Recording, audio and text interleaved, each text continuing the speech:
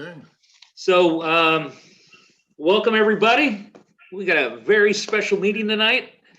We are privileged to be joined by Bill Virdon, former Houston Astros manager. I remember you well, Bill. My first memories of being a Houston Astros fan. You were the manager, so. I was born in the early 70s, so by the time I really got into baseball, you were the Astros manager. So you are my first Astros manager, Bill. So we also have Larry Dierker here tonight. We have quite a few people. We have Tal, Chris. So what I thought we would do tonight is really before we get started, I'll just make a couple of announcements very quickly. First off, Bob is here, our chapter president, but he is not in town. He is, do you mind, I hope you don't mind me saying, Bob, but he is away celebrating his 60th wedding anniversary with his wife. Wow. So I think we should say congratulations to Bob and Peggy. So, Bill probably has that beat. It'll be 70 this November. All right. 70. Wow. Wow. Yeah, most definitely. Our next meeting will be held June 14th at the Skeeters at the Sugarland Ballpark. And I'm going to have Mike McCroskey talk about that for a second. We're going to have a scheduled event. So, Mike, if I'm going to turn it over to you for a second so you can talk about it and how people can get involved with the event next month.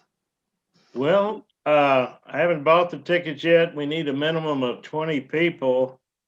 Now, Bob had some names, but I've got, if Bob and I both go and take our wives, that's 4. Cheryl Zanes for 3. That's 7. Lucia Rodriguez at 4, that's 11. Scott McKay at 2, that's 13. Joe Thompson, you did yours today, that's 15. And Carl Owens talked to me today, that's 16. So Bob had a few more. We may be at 20 already. Marina and I'll go. Yeah. Okay, good. But Yeah, it'll be again? Monday the 14th. We have no regular, we tried to get it as close to our meeting day, which was the third Monday. So we're doing it on the second Monday. And Bob's already sent out my address. So it looks like we've got plenty of people to go. And ticket price was on Bob's letter. And just send me the tickets and the name of the people if they're not coming with you, because usually I get them to put the name on the envelope so you can go pick them up. So like if you've got 2 people meeting you. And June 14th. 14th. Okay, I can do that. And what's included, Mike, with the ticket price? I'll go. Well, I'll it'll come be with up Linda. in the home plate suite area where the bar is, and they have a buffet meal with roast beef, and you get a salad, and a couple of real nice iced tea, mixed drinks aren't included or not included, but and then you can go out right front and sit and watch the game, and you get ice cream dessert in the 5th inning. Right. The Astros don't have Margarita Monday like the Skeeters used to have. I suppose it probably can be traced back to the problems they used to have with nickel beer night decades ago. So they don't encourage the drinking. I suppose they could get sued for encouraging people to over imbibe. And having gone to one Margarita Monday, I'm not going to miss this one. My wife and I decided we couldn't do that again. So, and that's about it. The ball game. I was talking to Deacon to see if he could do anything for us before he started telling me about his heart attack. Before the game, we can't tour because both the dugouts will be there. We might be able to get a speaker. It depends on the COVID restrictions.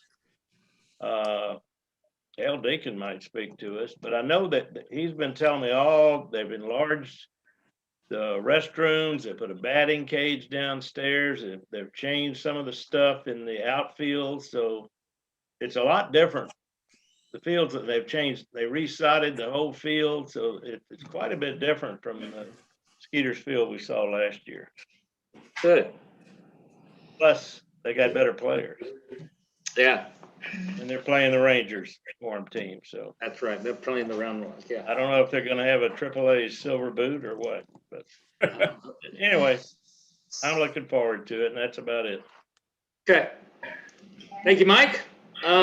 Also, we were talking a little bit before the meeting started, and Bob, we can go ahead and tell everybody we're going to be back at Spaghetti Western in July. Yeah, we're going to make every effort to see if we can get back in there. They are operating, and will welcome us back. As you know, they only hold 40 people, so we'll be a little bit close together, but I think it'll be fun, and we'll start on that, whatever that third Monday is in July. Okay. And we can still keep the Zoom going. I'll be there, and I can still keep the Zoom going if you can't be in town. So, I'll send out an invite and everything. But yeah, we would like for everybody to get back together, so it'll be great. But okay, I got that out of the way. So now for the main event, batting leadoff, I would like to introduce David Jerome and with his very special guest, former Houston Astros manager Bill Virdon. So David, I will turn it over to you guys. So if you can tell us a little bit about, kind of what your book's about or something, a little bit, or, just however you and Bill want to handle this. Okay, first of all, we appreciate the opportunity to be with you all tonight. And Bill and Shirley have been looking forward to this event. And we're in their home in Springfield, Missouri, their beautiful home that they've lived in since December of 1960. They've been in this home since 2 months after the 1960 World Series. That's when they moved up from West Plains, Missouri, and they've been in Springfield ever since. So it's an honor to be here. It's an honor to be writing, to be a part of this project that Bill and Shirley have allowed my wife and I to be a part of. The idea of this book started back in November of 2019. And I was actually driving up to Columbia, Missouri and through the Lake of the Ozarks region. And it dawned on me that there's not a book about Bill Virdon. And so I got on my phone, which you shouldn't do when you're driving. And I called the seniors director at the church. And I was the associate pastor at Bill and Shirley's church at this time. And that's how my wife and I came to know them. And I asked Rick if anybody had done anything or tried to do anything, and he said he didn't think so. I said, well, how about me? Could you run it by him? And he did, and they came back and they appeared to be interested. And so in January of 2020, we officially kicked off this book project with our first interview in their home. And we've been working on it ever since. Of course, COVID kind of derailed us for about 3 months, March, April, and May. And then in late June, we resumed social distancing and everything else. We resumed with our interviews, and we've been moving along ever since. So we've got 8 chapters done. I started out with the 1960 World Series. That was a lot of fun to write. And then we went into his last 5 years as a player with the Pirates. And then as his time as a coach, first of all, as a manager in the Mets organization in New York and in Florida, and then back as a player coach in 1968 with the Pirates, and then up through the 1971 World Series. And then Danny Murtaugh stepped aside again, and Bill was hired to be the manager of the Pittsburgh Pirates going into the 72 season. He would leave the Pirates in late 73. And he was destined to go to Denver, a Houston Astros affiliate, and the Denver Bisons, and manage that team. And then at the winter meetings, things started turning around. I think the winter meetings were in Houston that year. Things started turning around a little bit. And in early January, he accepted being manager of the New York Yankees. and he was there until August 1st, 75. Tal Smith was also in the organization in the executive suite, and he left to go back to Houston to become the general manager of the Astros. And a couple of weeks later, Bill was called to ask if he'd be interested in being the manager of the Houston Astros, and he accepted.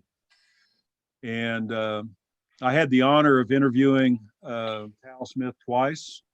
I've interviewed Larry Dierker, Enos Cabell, Craig Reynolds, and Kenny Hand for the Houston chapter. Separately, when I was talking to Tal and when I talked to Bill, they both said the same thing.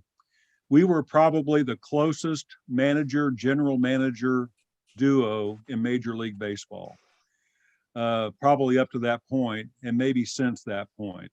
So it'd be interesting to know if there's a relationship that was as close as the Virdon-Smith relationship was in Houston. So if anybody's got anything to add to that, I'd be interested to know about it. Bill and Tal took over a team in the fall of 75 that was 43 and a half games out of first place, the worst record in the National League. And there's only one team in Major League Baseball that had a worse record, and that was the Detroit Tigers. They had not, I know Max likes that. They had kind of suffered since they started as the Houston Colt 45s back in '62, and they were financially struggling by the time Tal and Bill came on board, and they would for a couple more years. But they put together a really good team in a very short order, and by '79 they had a pretty good team going for themselves. And in '80, it was a remarkable year for the Astros. It was the first time in the franchise history that the Astros made it to the NLCS, excuse me. And it was an LCS for the records, obviously, against the Philadelphia Phillies. It went all 5 games. 4 of the 5 games went into extra innings. It was probably the most closely combated duo in National League history as far as the NLCS was concerned. They didn't quite make it. As it turned out, the Phillies would go on and play the Kansas City Royals that year in the World Series. Bill would stay on until '82. He was removed by Al Rosen in '82, had come on as the general manager. Bill wouldn't be without a job for long. He would be signed by the Montreal Expos on October 12th. Then him and John McHale would fly down together from Montreal, and they would attend the World Series together in St. Louis. Bill would start his first year as a manager of the Expos, and this would be his last assignment as a manager of Major League Baseball. '83 was a disappointing year. It could have been better. The players could have been maybe produced a little bit better than they did. And then in '84 was not a good year at all. They had a lot of struggles going on in the clubhouse and on the field that Bill had a hard time, quite frankly, getting his hands around. And so he was released. And someone asked him, I think, a reporter asked him, said, Bill, do you have any interest of ever managing again? And he said, well, I don't think so.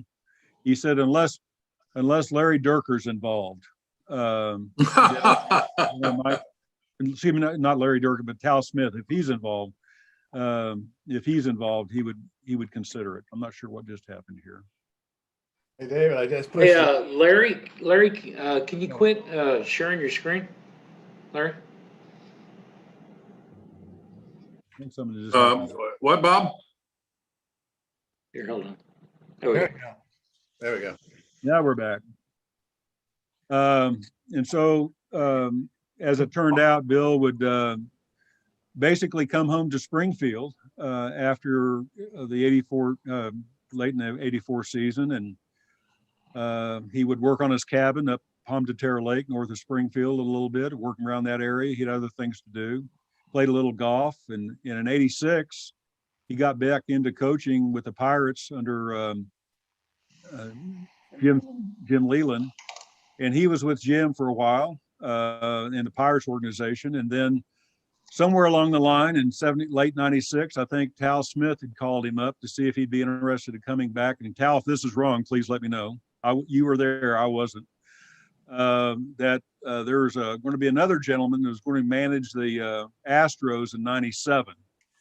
I think he was a sportscaster at the time, and I think he had been a former pitcher for the Astros at the time, earlier on. And I think the sportscaster was surprised about why he came in into the executive suite that day. And I think it was broken to him pretty suddenly that they wanted him to be the new manager. And he was assured that Bill Virdon would be on the bench with him. And I think that made Larry Dierker feel a little bit better. Is that right, Larry? Well, that was really important to me because I was not naive enough to think that I could go down there and sell myself to a bunch of players that were playing in a total different generation from my days on the field. It was 18 years, and I knew the credibility would be the first thing that I needed to establish. And when Tal told me he thought that Bill would be willing to come down and help me, what I felt was that was instant credibility because of his history as a player, as a manager, and because he was really the best standard I could use from my playing days is what would be a model of a good manager. And basically, you would think this is easy, but it's not. And that is to be honest. Sometimes you might get yourself sideways with some of the players if you're too honest. But I found that most of my managers before Bill, in one way or another, got themselves caught in that trap. And I tried not to. I got caught in it myself, even though I tried not to. But having Bill, really, it made it possible for me to think that I could come down there, having been gone so long, and still get the players' attention and do a good job. And he stepped in for me a couple of times when I was kind of at a loss for words and really held things together. Bill, I know you're not one to get overly enthusiastic, but I can't thank you enough for that. And Shirley, Yes. Shirley, I still know what you're doing. I see you on Facebook.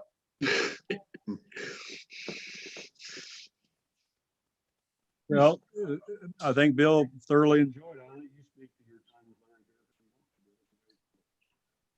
Well, thank you, Larry. Good to see you. I've been happy to be alive. I'm not missing baseball now. I just like watching it. Did everybody hear Bill okay? Yeah, we can hear Bill. Good. Excellent. But Bill has been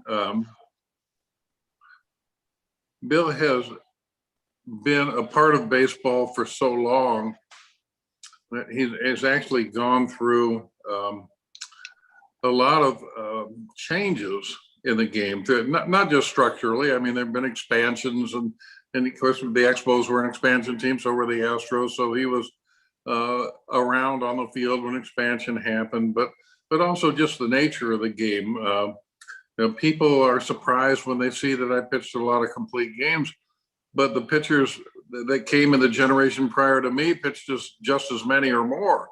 And now hardly anyone pitches a complete game. So he's watched that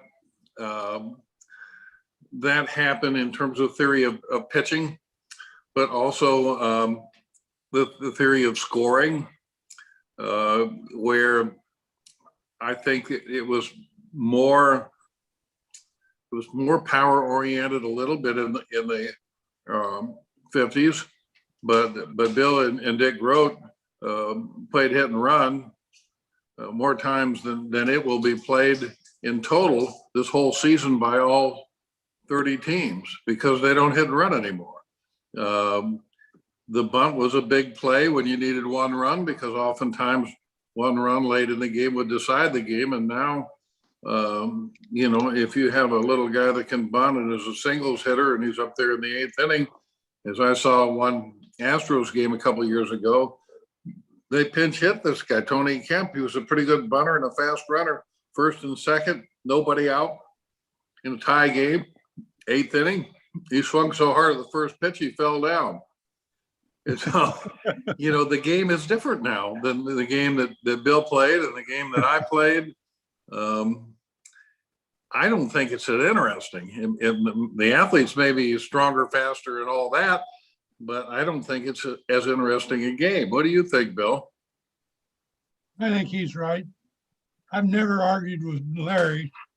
He's always been right too.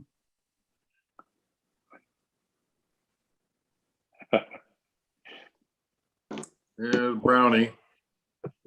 Hey, Dirk. One of the things that I found most remarkable Old about Timers Day on our computer.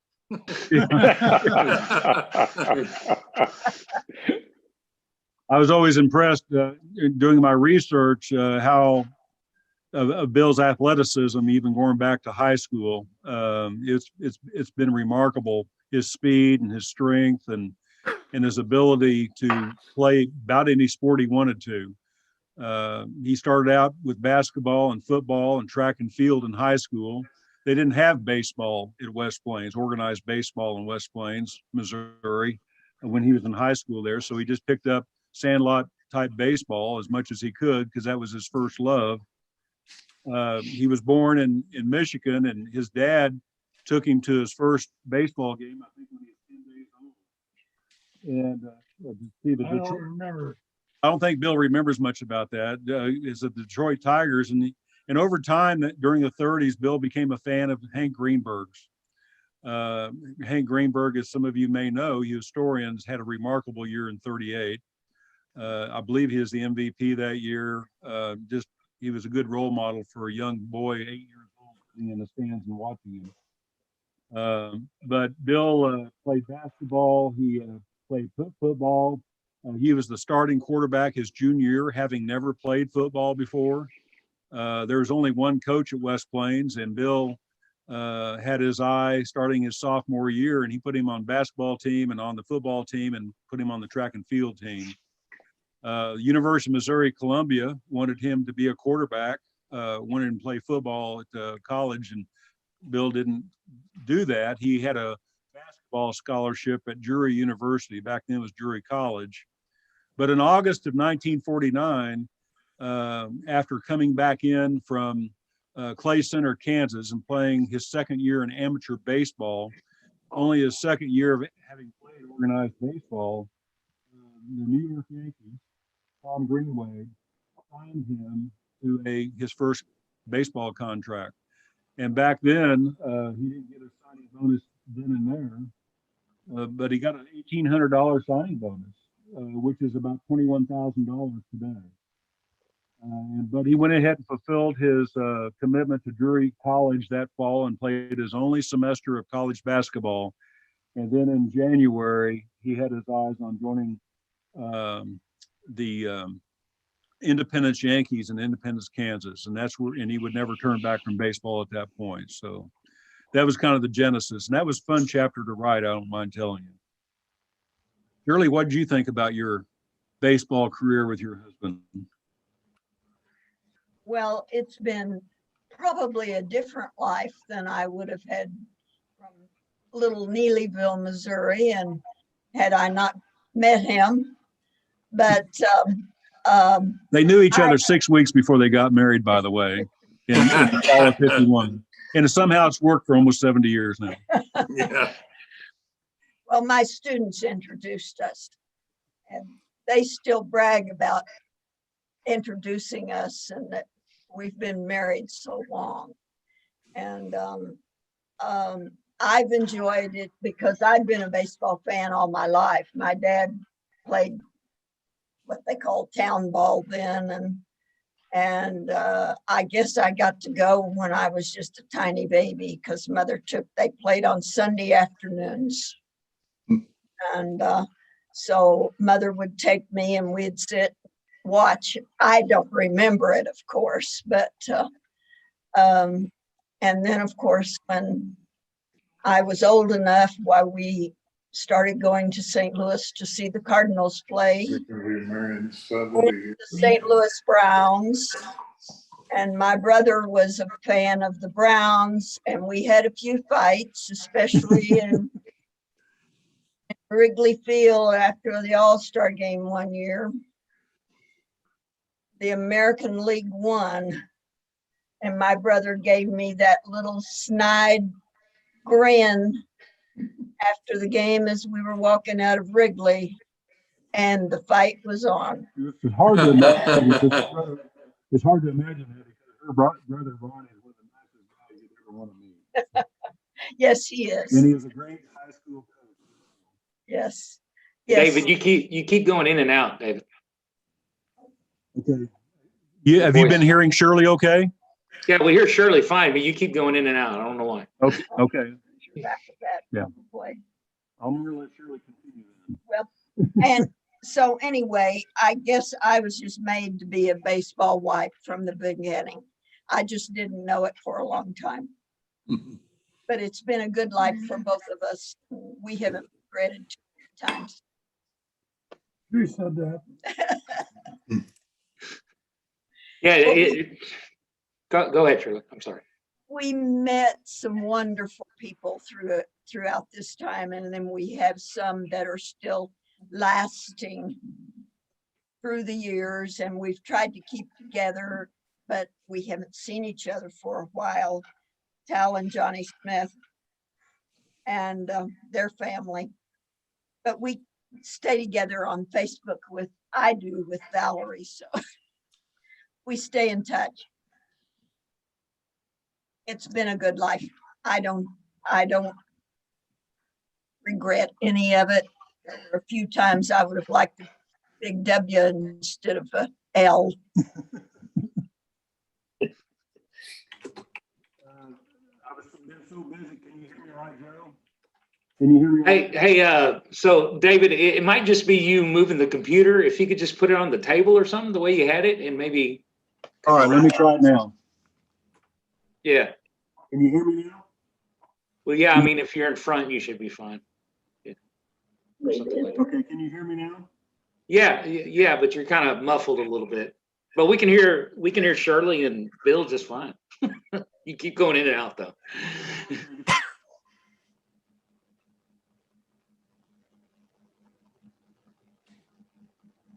I've been so busy writing the last several months. I never really thought about seeking a publisher until rather recently. And I have to tell you, I have to thank Tal Smith and Marty Appel for giving me some guidance in that area. Because last month I was signed by. Can't really hear you, David. Sorry. I'm sorry. Can you hear me now? Yes, sir. There you are. Okay. I know this is a shock for me to all of a sudden present my face to everybody, but anyway, I've been so busy writing over the last several months and really never thought about a publisher until rather recently. And I reached out to Tal Smith and Marty Appel, and they both gave me wonderful suggestions on how to pursue that. And they suggested one publisher in particular, both of them did, and that was McFarland and Company Publishing. And that's who signed me last month to this project. So it's due to the publisher by the 30th of September, and we're making really good progress. Just finished the 8th chapter, like I said. I got another one to go from 55 to 59. And then we're going to jump forward to 86 to the Jim Leland years, and then finish out the book with the later years in baseball. So we should have it done well ahead of schedule. But anyway, I just want to thank Tal Smith personally and Marty Appel as well for their wonderful guidance. If I can interject for a minute? This is Tal. Go ahead, Tal. I want to say hello to Shirley and to Bill. Since Johnny's on this call, she's enjoying it. And I want to thank David for the excellent synopsis of his book. I've enjoyed discussing Bill and Shirley and their life and their career. And and we look forward to the publishing of the book, which I think will be well received by everybody. It's a delight. It's a delight to see Bill and Shirley. I wish it was in person, but under these circumstances, I guess we have to settle for this. And I just want to thank them for many memorable years, and Bill for just a wonderful job with those memorable years with the Astros. Thank you. Thank you, Cal. Hey, Mike, you have your hand up. Did you have a question or something? I do. That's why I raised my hand. I wanted to ask Bill, if I'm correct, he and Wally Moon won back-to-back Rookie of the Years for the Cardinals. And I know they had a special relationship because they honored Bill at a baseball dinner sometime in the 2000s, and I was surprised to see Wally Moon at that same dinner. So, and that was like 50 years later, he showed up because you were being honored, Bill. So I just wondered if you might let us know how that relationship developed through the years. I know Wally died a couple of years ago. He spoke to our chapter once, and I really enjoyed meeting him, but y'all had a special friendship, didn't you? Yeah, we got along very well. Wally was a good player. He moved to left field. I moved to center field. And he had been there and been successful before I moved in. And I think he was a little surprised that he had to move, but he didn't object, never said a word, never objected to it. And we went on from there, and we stayed friends. Well, I first encountered Wally Moon with the Dodgers, and the moon shots over that high screen in left field at the LA Coliseum when I was a young guy growing up, and then got to know him later through coming at different things involved with baseball after his career and after mine. You two guys must have been something together. I'd like to have seen that. Hey, Jason, you have a question? Yeah, I was wondering if, hi, everybody. I was wondering if Mr. Virdon, upon taking the Astros job, were you keenly aware of, I guess, the talent that was coming up? And it seems as though it seemed to build one season after the next. Was there a point that you said to yourself, we may have something here? Or were you pretty much, I guess, in tune to what Tal was doing, and you felt that there was a chance that you could really make some noise in the league? Well, I think after the first year, I realized that we had some talent. Going in, I had no idea. Pretty bleak. And then in 1976, you have the rain in, and surely that was a bit of a harrowing episode for you. Am I correct? That's true. Our daughter was a spacette, and she had to be there for the game at, I believe, 4:00 in the afternoon prior to a night game. And so we lived out, in past Memorial. And so I was bringing her in to the ballpark, and we got to the exit and we couldn't get off because it was closed. And I sat there 5.5 hours. My daughter decided to wade out and go to the ballpark because we were within sight of the dome, but we couldn't get there with the car. So I was afraid to leave the car on top of the viaduct there. And so I stayed in it, and Lisa went after and went in, waded through, and then finally she came out with Bill to get me. And I had to leave that car there all night long, and it worried me to death because Houston traffic was pretty bad then. I don't know what it's like now, but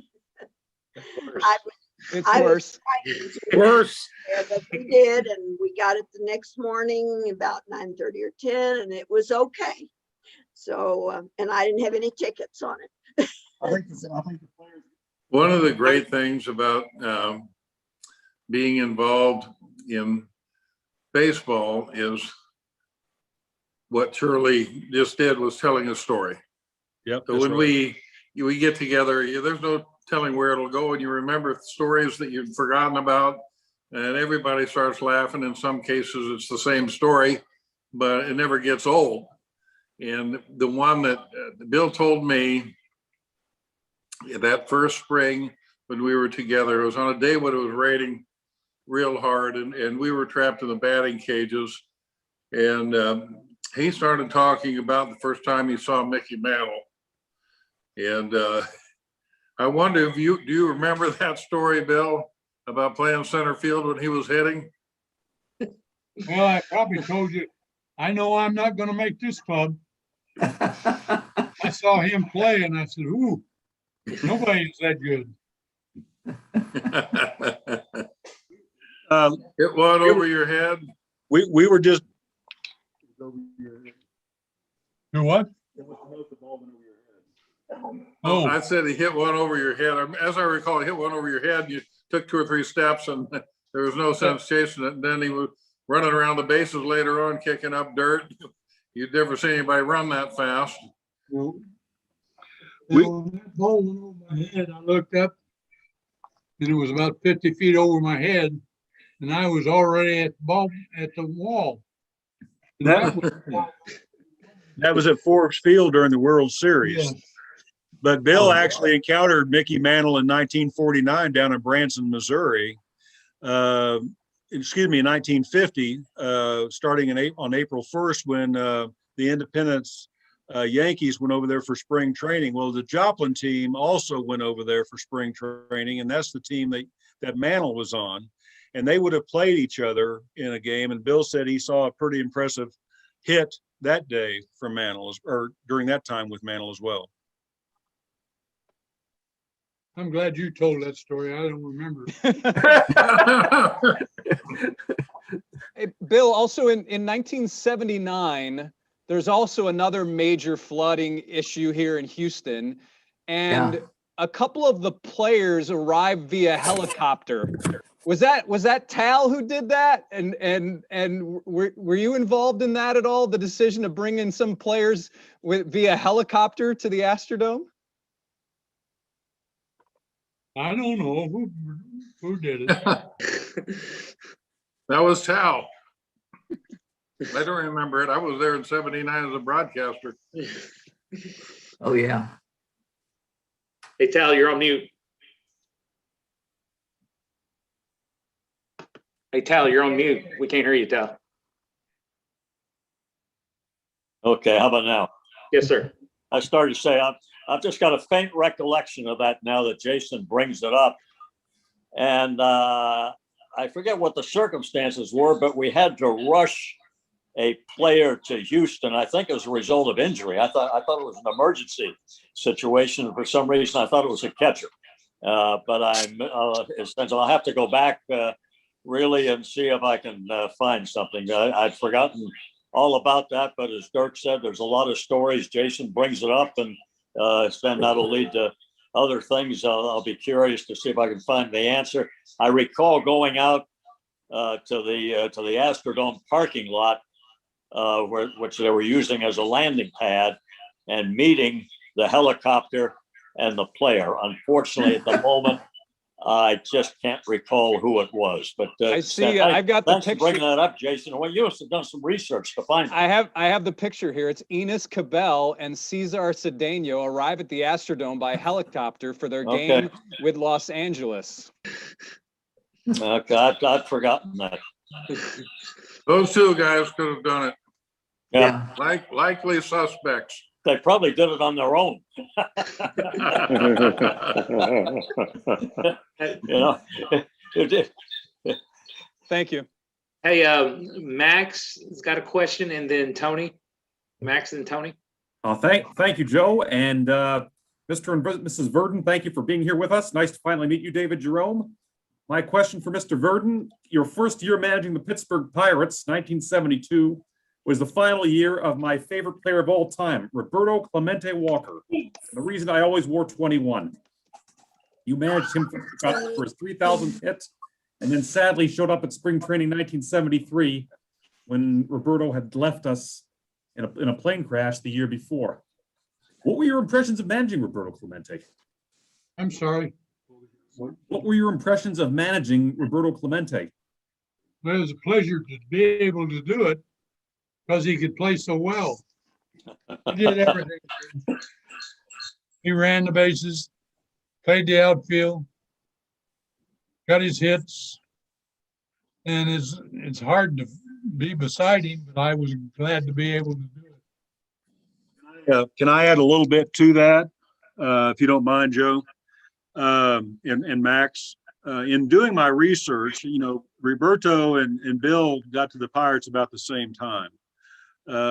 He was from Puerto Rico. He couldn't speak the language very well. He was a person of color as well. And he had some challenges, both on and off the field. But I would submit that that center fielder, with the number of assists that he had and his range factor, benefited Roberto in right field as it would Skinner in left field. And so certainly Roberto Clemente is a remarkable player. I mean, there's no question about that. But I think the person playing to his right also assisted him a great deal throughout his playing career, because they played together for 10 years before Bill would become his coach and then his manager. So they knew each other very, very well. But Bill would never take anything away from Roberto Clemente's talent. But Bill had a lot to do, I think, I would submit, to his development over the years. Good. Tony? Don't say anything. Oh, yes. I'm trying to figure out how to unmute it. Oh, you're unmuted. We can hear you. Okay. Oh, good. Well, that's a surprise. I was wondering how the Pirates were able to beat the Yankees in the '60 World Series. The Yankees scored a gazillion number of runs, and it still wasn't enough. I wonder if it was just some sinister force at work there against the Yankees. But Bird made some wonderful catches in center field for the Pirates. Pardon me? Go ahead, Bill. Well, you'll say that. I don't know. In game one, that's the one that where him and Roberto Clemente are going after a Yogi Berra hit. Yeah. That's the one that there's a statue of Bill at the Missouri Sports Hall of Fame. It's called The Catch. And that's the one that's probably the most memorable. But Bill would tell you probably in game four, Bob Serve is at bat, and Bill's out there by himself making this catch. And that's another fantastic catch in game four that Bill would have made. And he made several. In fact, Casey Stengel would say after the series was over, was that center fielder gave us a hard time all year. Well, I don't know why he said all year, but he meant to say all series. But Casey Stengel said that center fielder made it hard on us all year. Yeah. And he wasn't talking about Mickey names. Mantle. He wasn't talking about Mickey Mantle. Yeah, I read that somewhere that somebody says, I forget where, that Mazeroski is known for the home run in '60. But there's a lot of people who think that the way Bill played in the '60 World Series did more harm to the Yankees than anything else. I agree. So, Especially in the fourth game of the World Series, Bill was instrumental on both sides of the ball. Played. He was defensive, obviously worked out very well, but he also made some timely clutch hits as well that made the big difference in the outcome of that fourth game. yeah. Hey, Yeah, I read, Bill, if you don't mind talking about it, you and David, I heard that your big break, I read somewhere else, your big break, or you say your big break to getting in the major leagues was during spring training in '54, where you were at a Yankees practice and you ended up fielding a ball and hitting Casey Stengel in the back of the head. And you think it's probably your biggest break? I did that, but I didn't hit him in the back of the head. I hit him in the back. Oh, okay. 7. Okay. I just come in, made a bad throw to the relay guy and went over his head. Stengel happened to be walking behind the infield, checking his infielders out, and I whacked him with the ball. Down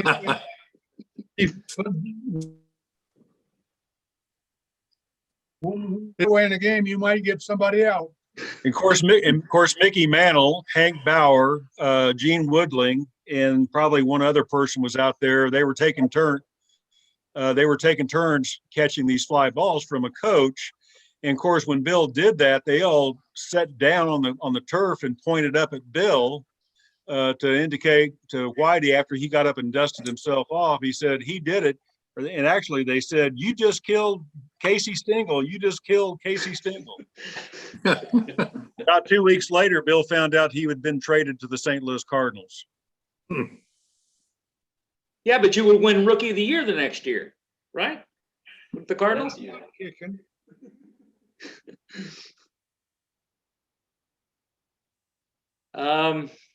Okay, we got some. He had his best year in professional baseball that year in Rochester, New York, with the Red Wings.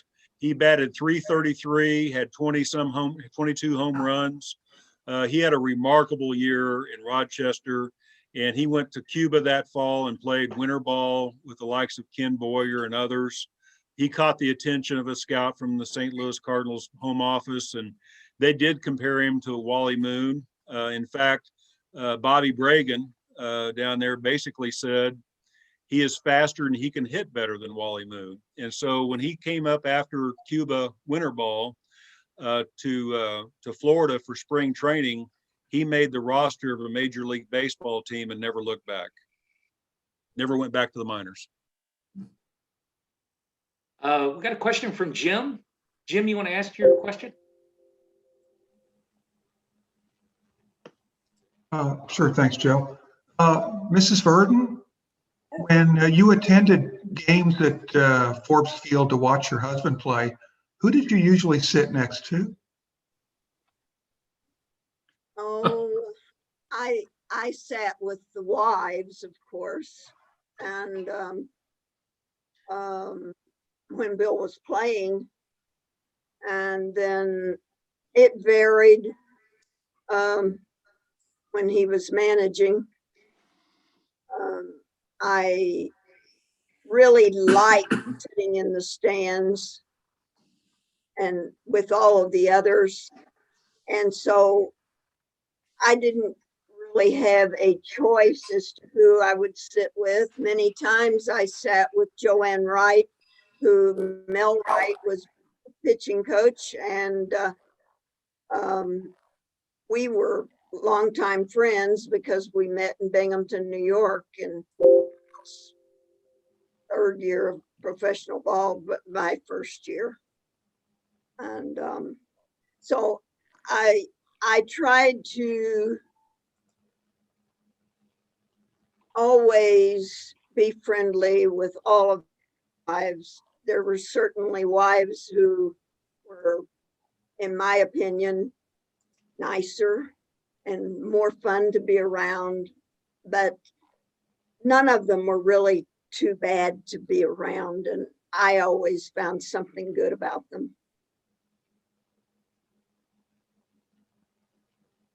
Did you have I'm curious about something that were your favorites to sit next to? Pardon? Who were your favorites to sit next to? Well, Tal, you're muted again. I of course love to sit with Johnny Smith. We sat together a lot about every game. Well, we had lots to talk about, you know that. And when Bill was managing. Hey, hold on a second, Shirley. Yes. Hi, Shirley. Hey, Johnny. Oh, Hi, look Shirley. at you. Oh, it's a great, we had a great relationship and so much fun all the time.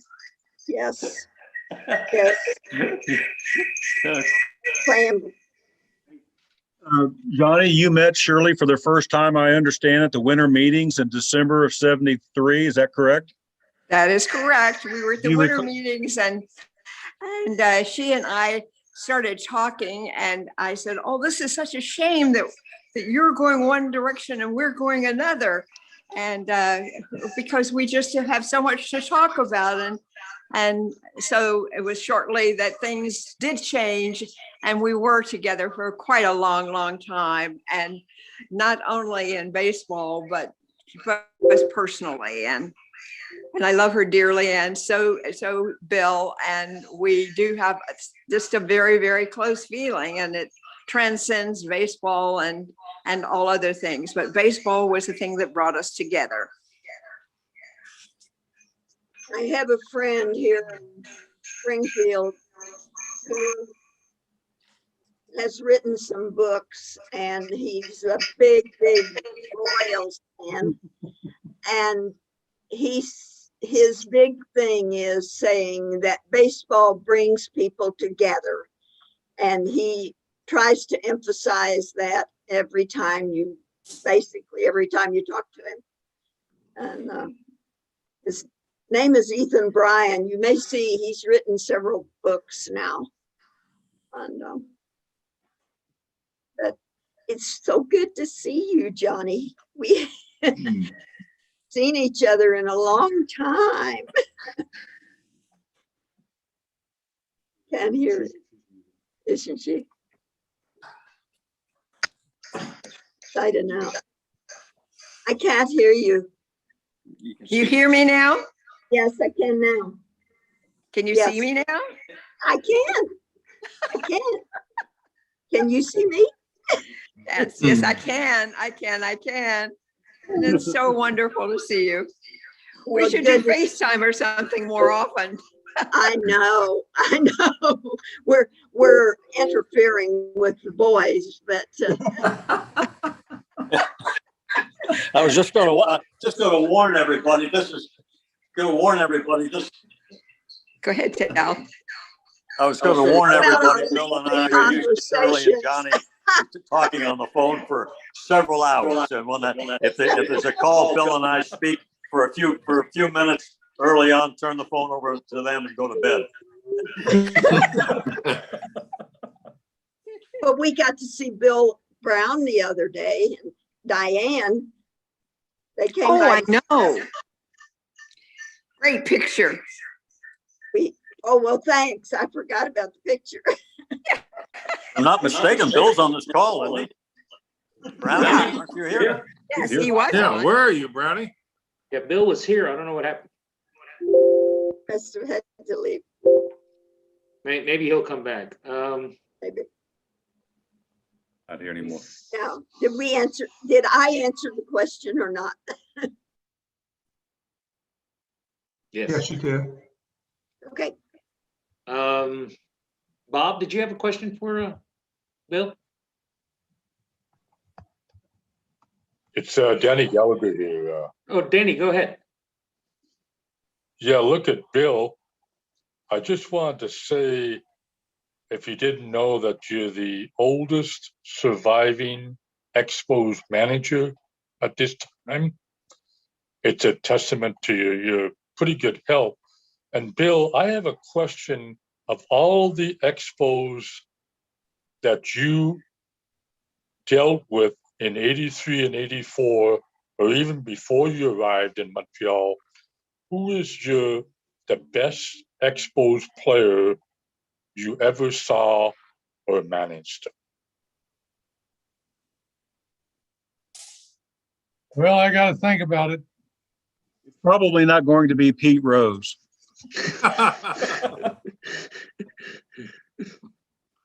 I have to stop and think who was there.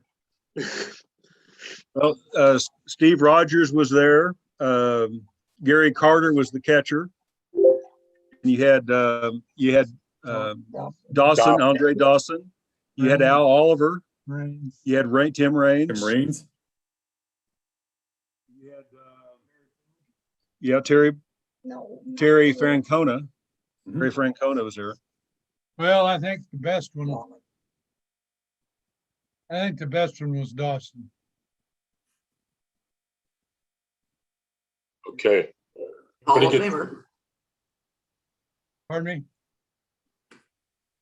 He's at the Hall of Fame. Dawson is. Yeah, he never complained about much. Always did what he was asked to do, and he did it well. He had a right fielder's arm, that's for sure, because Bill moved him from center field to right field, and it was probably the best move that he could have made for the team at the time. I like that picture there, Max. Thank you.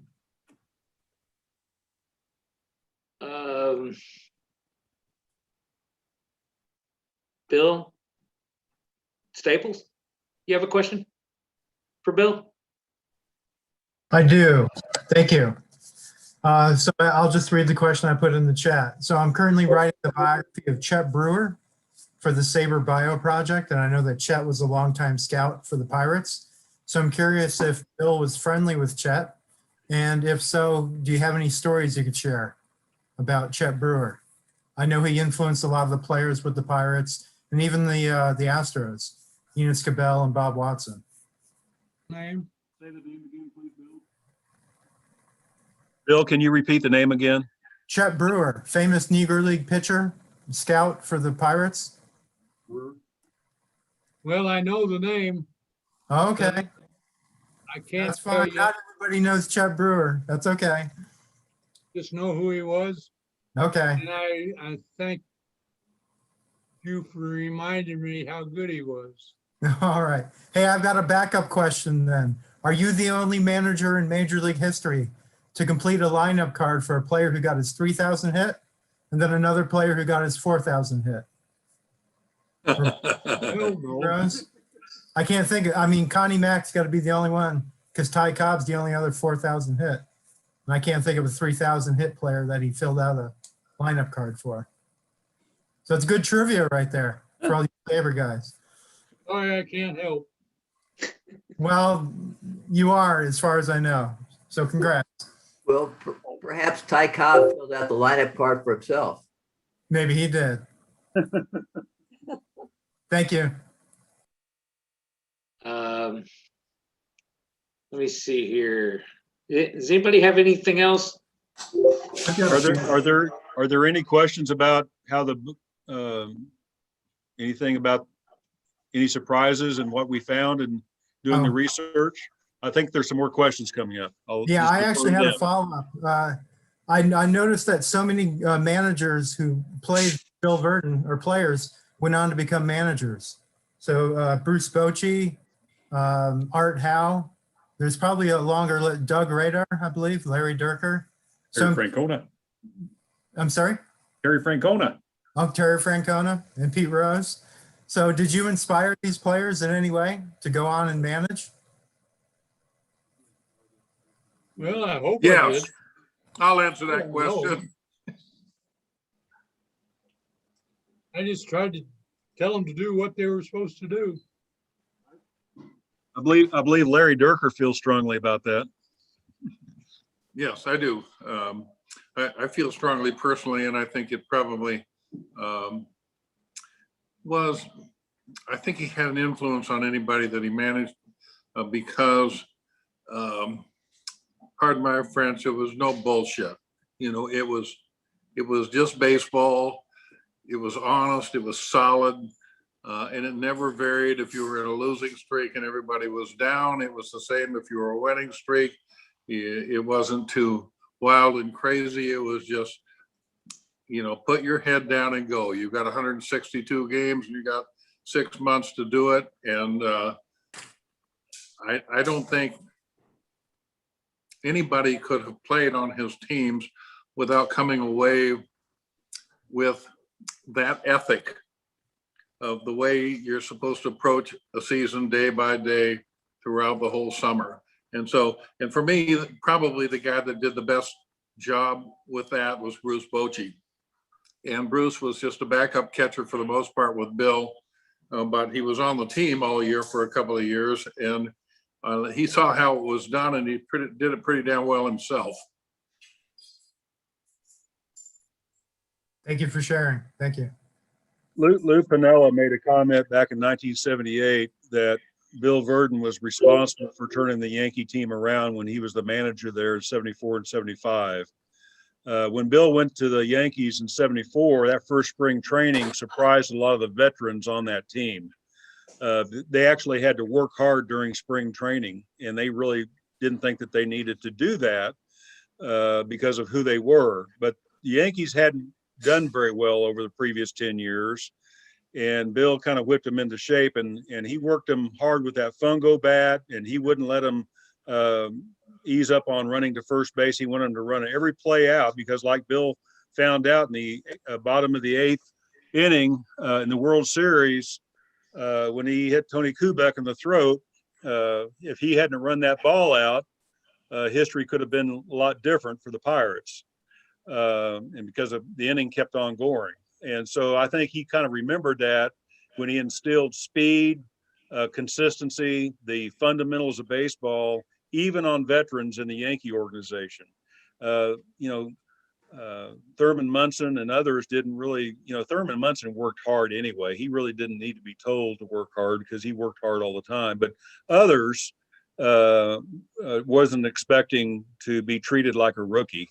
That's what they said, not me, in spring training. So he worked them hard, but Lou Piniella said it was the right thing to do in hindsight because he made him a better team.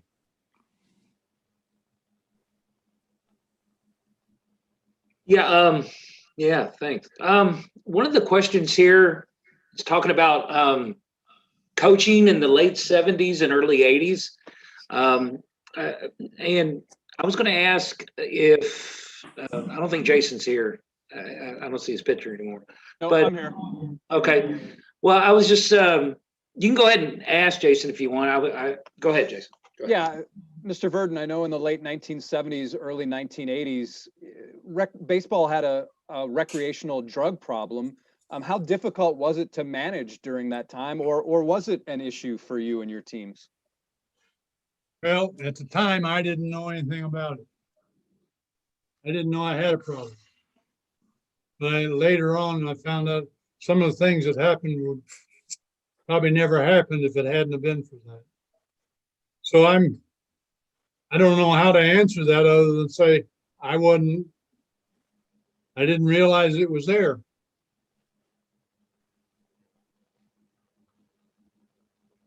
Interesting. Thank you. So the same thing for me. The writers, reporters, fans seem to think that if I was walking around in the locker room that I would see a whole bunch of people taking steroids because it was an era in baseball where players were taking steroids. I never saw it. I saw guys that looked like they were working out with weights. I saw a lot of guys hit long home runs, but as a manager, you just try to manage each day to try to win the game the same way as when you're playing it. And those things that happen off the field have happened from the beginning of baseball on. I think for me, you just accept that, sometimes things won't be ideal and you just try to do your own job.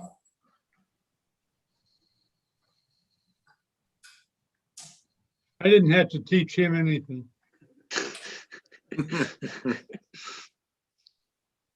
Hey, I guess we can do 2 more questions here. Mark, did you have a question? I see you put some in the chat, but did you have a question, Mark? I did not. No, I was just sharing a picture of some I was actually sharing a Facebook post from the Baseball Books Forum announcing that his birthday is June the 9th. With a few Pirates books. All right. So in advance, I'll just say happy birthday in a couple of weeks. 90 of them.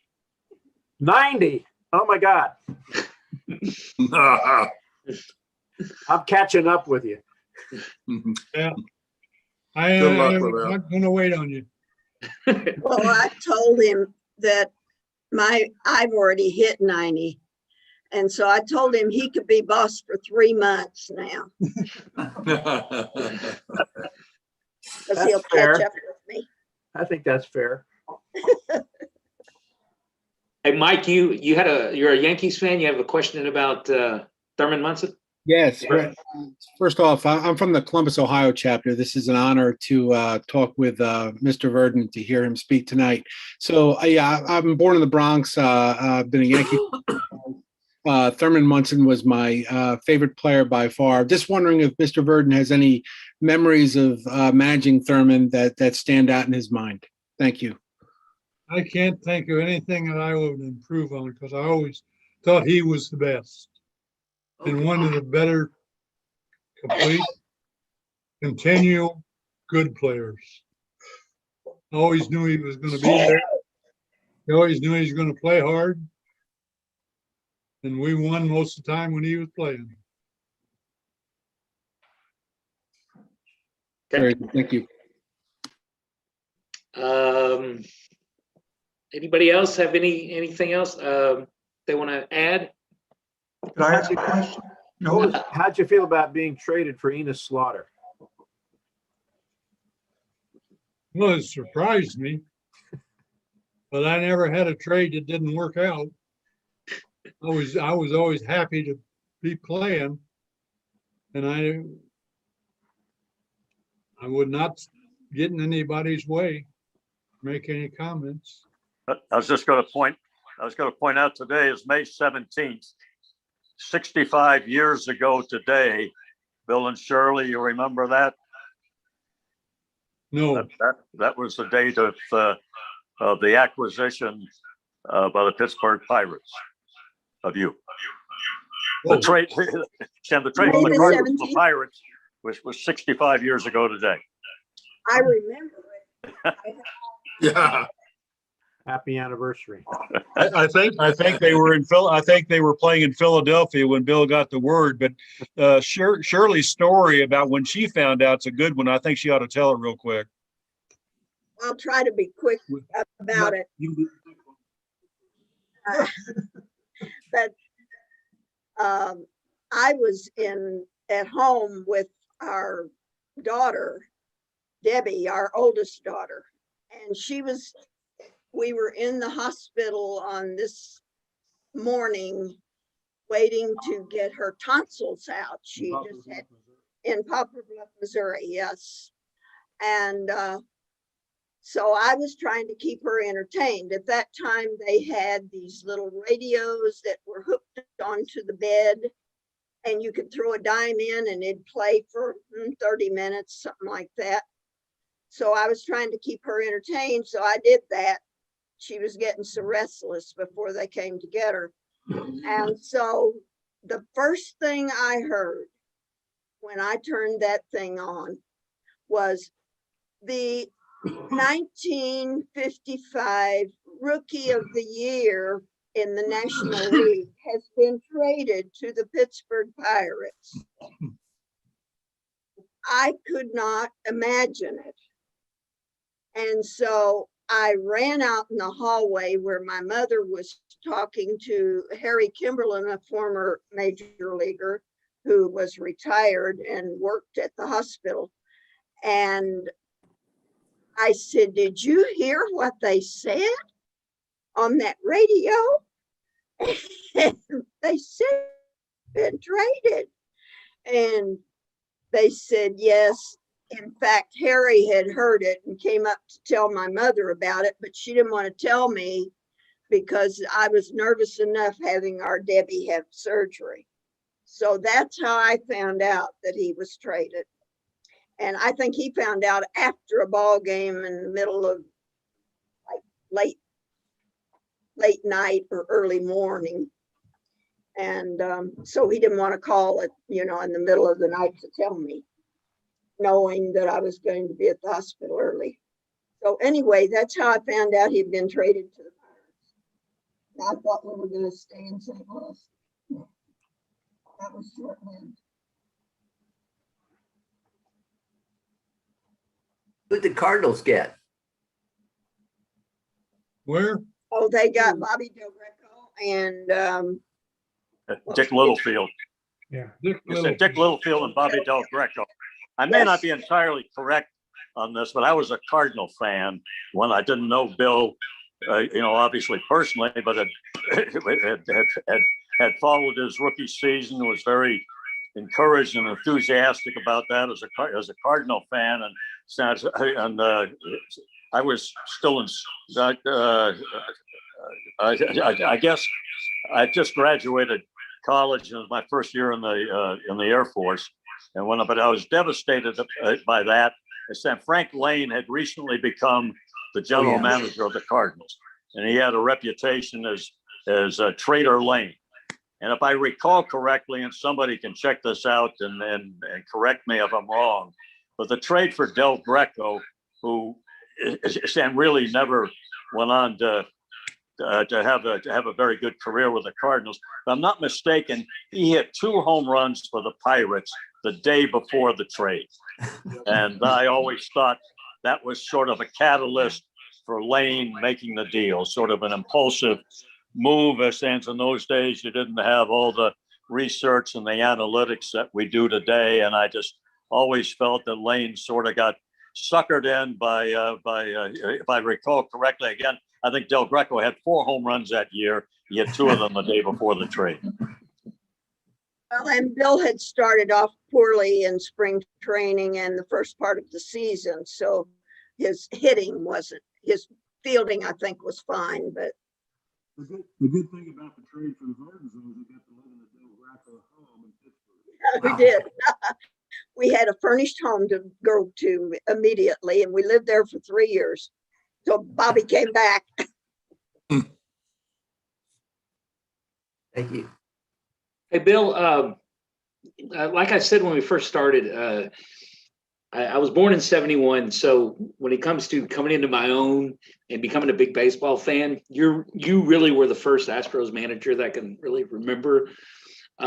Also, 2 of my favorite pitchers ever, J.R. Richard and Nolan Ryan, and you coached them both.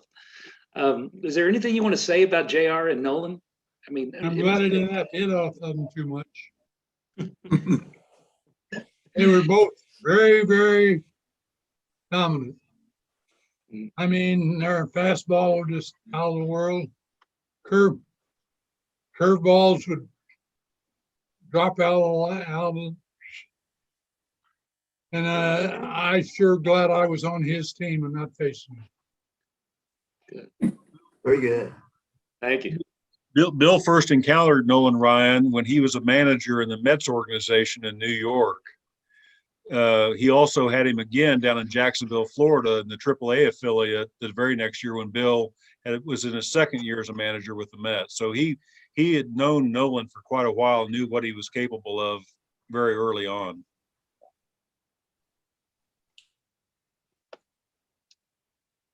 All right. I have one more question. Okay. Good. You played with Dick Stewart, Dr. Strangeglove. Was he as bad as they made him out to be, or was that more legend than? Well, that was very appropriate word. Strange dog. He didn't have one. But he could hit.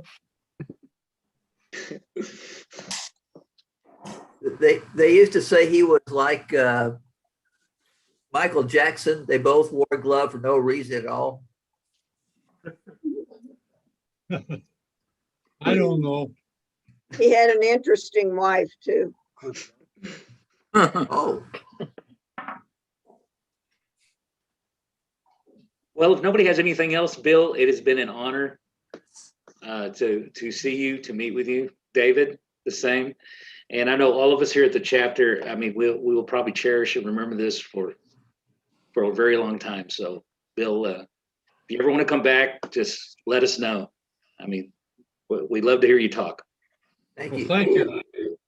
Thank you for having me on. I didn't know that I was a part of this show. Big part. You're a co-star.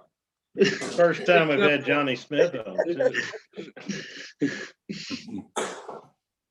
Well, I want to thank all of you for giving us this time, Joe, and everybody else for this opportunity to highlight this remarkable baseball career, this remarkable baseball family. They love baseball. They have all these memories that they're just so fond of, and I'm just glad we're going to be able to share them sometime very soon. And when's the book coming out? It's due to the publisher by September 30th. I intend to have it done by the end of July and then tweak it over a month or so. But McFarland wants it by the 30th of September. I'm assuming there will be some copy editing taking place quite a bit after that. And I'm hoping that it'll be out before the start of the new season next year. All right. What's the name? Can we get The working title of the book, and I've shared this with Tal and Larry Dierker and Marty Appel and others, Kenny Hand. The working title of the book is Bill Virdon, I Guess I Did That. And Beautiful. To me, I think that's a very fitting, because Bill's uttered those words before when him and I first started sitting down and having these discussions. And I threw his record at him in high school and minors and in the majors. He would come back with, I guess I did that. And so I said, that's going to be the title of this book if I have anything to say about it. And McFarland didn't seem to be too keen on that, but I filled out a questionnaire last week and they asked me for what I thought would be a good title. And that's exactly what I told them again. So I hope it sticks. I think it's very fitting. I think it tells a pretty good story about the kind of person we're highlighting here.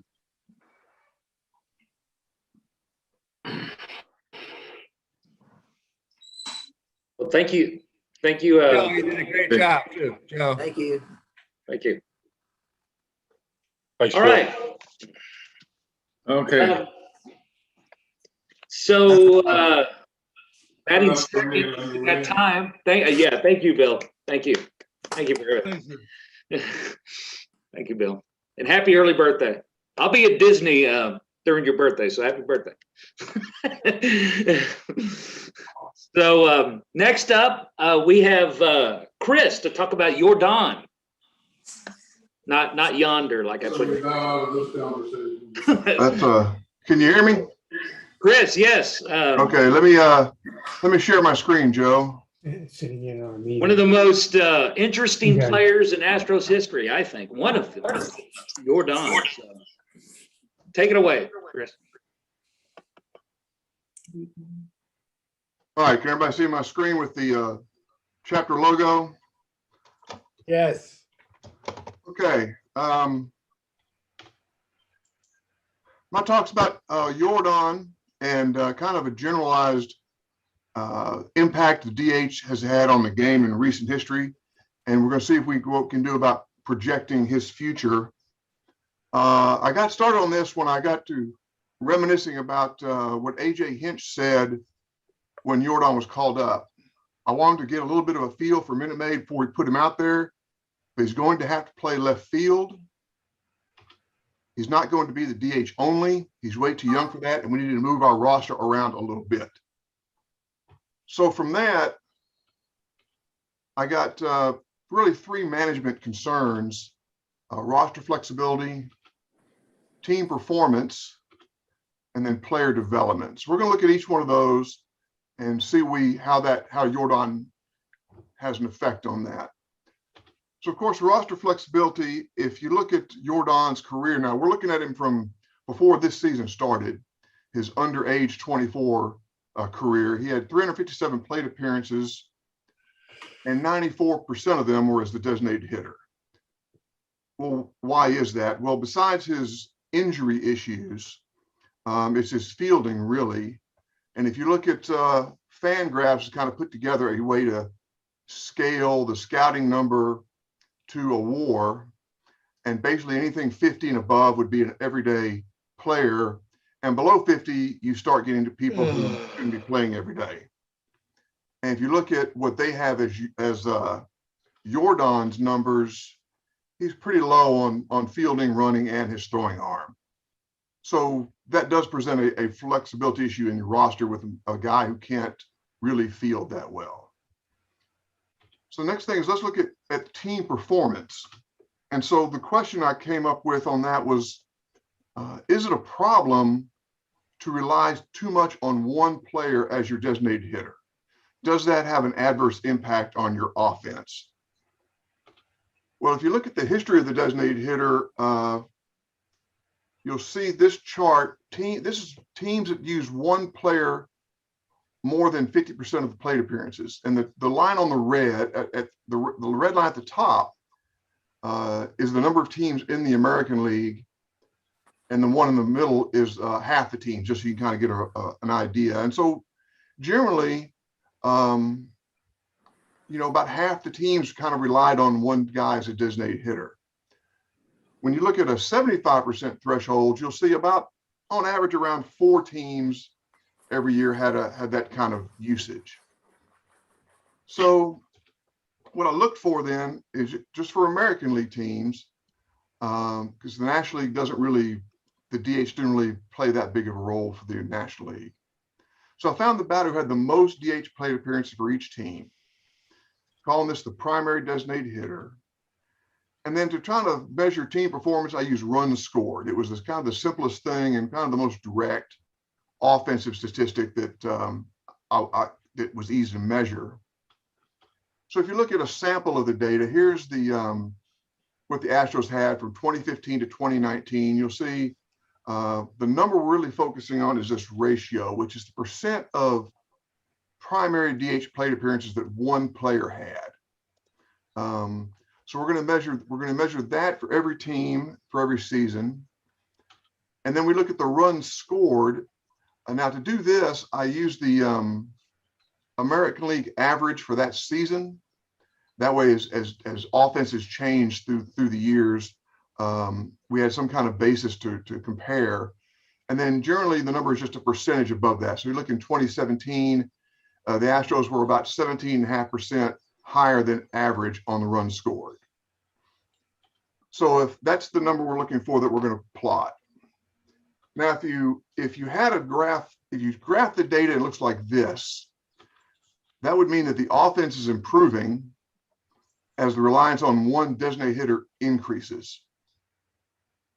Conversely, if you graph the data and it looks like this, then your offense improves when you use more than one guy as a designated hitter.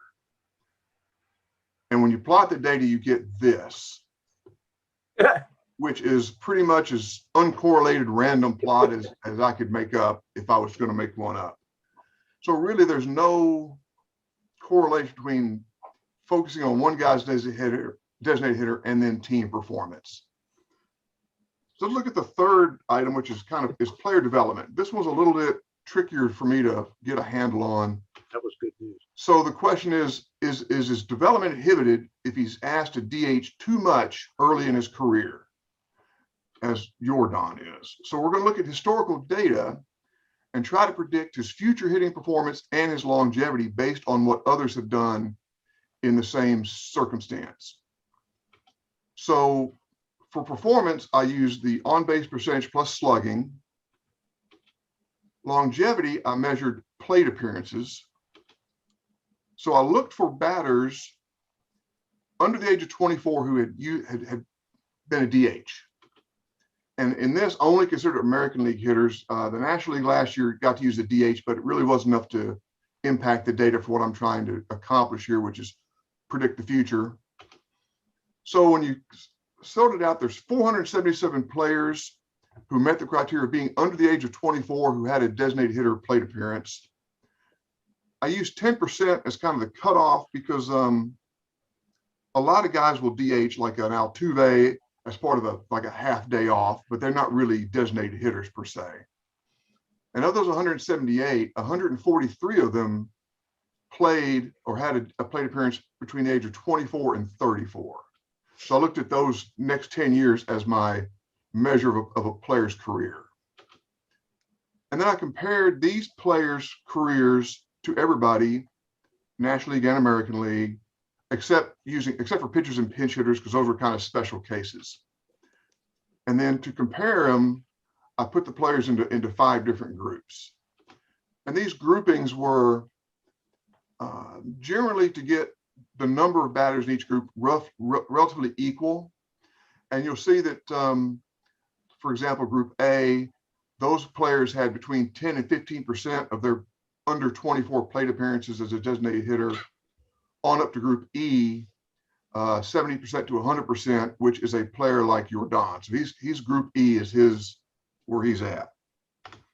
So if we look at the baseline performance, the black line on the bottom is all the batters in the DH era from 73 to 2020, excluding pitchers and pinch hitters. The red line is what's Fangraphs defined as above average. So if you're on base plus slugging is above that, you're an above average hitter. For longevity, I indexed the age 24 at bats to 100 to make them all the lines comparable. And you'll see that by age 27, that player is peaked on his usage, and then it pretty much goes steadily down to the end of the great data that I looked at. So if we look at the groups, Group A, these are the top 6 members of this group. Their performance was, as you would expect, above the average because you're selecting designated hitters for their hitting ability. And their longevity, you see, it didn't peak near as high as the baseline, but it fell off at relatively the same rate. Group B, these are the top 6 from Group B. Their performance was generally above the average, and then it really jumped up, and that is pretty much solely the David Ortiz effect. He had some really big numbers late in his career. Their longevity, again, looks fairly similar to Group A. Group C had some pretty good players in Group C. They were pretty consistently above average hitters. And the curve shape is a little bit different, but they had a really good career length. Group D, you start getting into the players who are more hitter than defender. And there again, their performance was above average, but their longevity was really down pretty low. And then Group E, these are people who are the same group as Jordan is in. Their performance was somewhat above average, and their longevity wasn't very good either. So we're going to look at all these together. I realize it's kind of a spaghetti bowl, but that's how they look when you put them all in one place. But if you look at them numerically, kind of measure the difference between the two, you'll see that Group D, if players who had some defensive ability and could play in the field, had the most improvement over the baseline. And again, that's what Group D looked like. And then, of course, Jordan's group wasn't obviously not the worst, but not the best. They were kind of in the middle, and you can see they had a big dip there at 27, which impacted their overall score. If you look at longevity, again, you see most of the curves are the same except for Group C, and that's everyone was less than the baseline as far as for longevity, but Group C was pretty much almost the same. And again, that was the one that was kind of pretty much flat line until they get in the 30s. And then Jordan's group was down near the bottom as far as longevity. And again, that's what their graph looked like. So what can we conclude from this? Well, obviously we're going to agree that roster flexibility is reduced if you got a guy with poor defensive abilities. I'm not sure if the flexibility is equally reduced on the flip side. If you had a great defensive player and who is a poor offensive player, his playing time may not be enough to impact the team, but it definitely would impact the roster construction. So that doesn't mean you don't play Jordan. You do have some consideration for that. Team performance is not related to using one person to DH too much. It does have flexibility issues with the roster, but doesn't affect performance. The performance of the DHs as a group was as expected. It's better than the baseline, but then again, that's why they're hitting, because that's what their unique talent is. And it does show that their longevity is reduced from the baseline. Now that could be for a number of factors in a group of this size. Obviously, if you don't play offense, if your hitting starts to fade away, you're not going to be around for that much longer.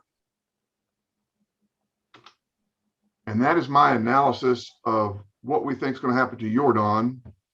It looks like he has a few good years left, but I don't know if I would bet on him as a long-term player. Any questions? Let's see Group E again, the players. I'm sorry, what was that? The players in Group E, the top players. Yeah, we can go back and look at that. Let me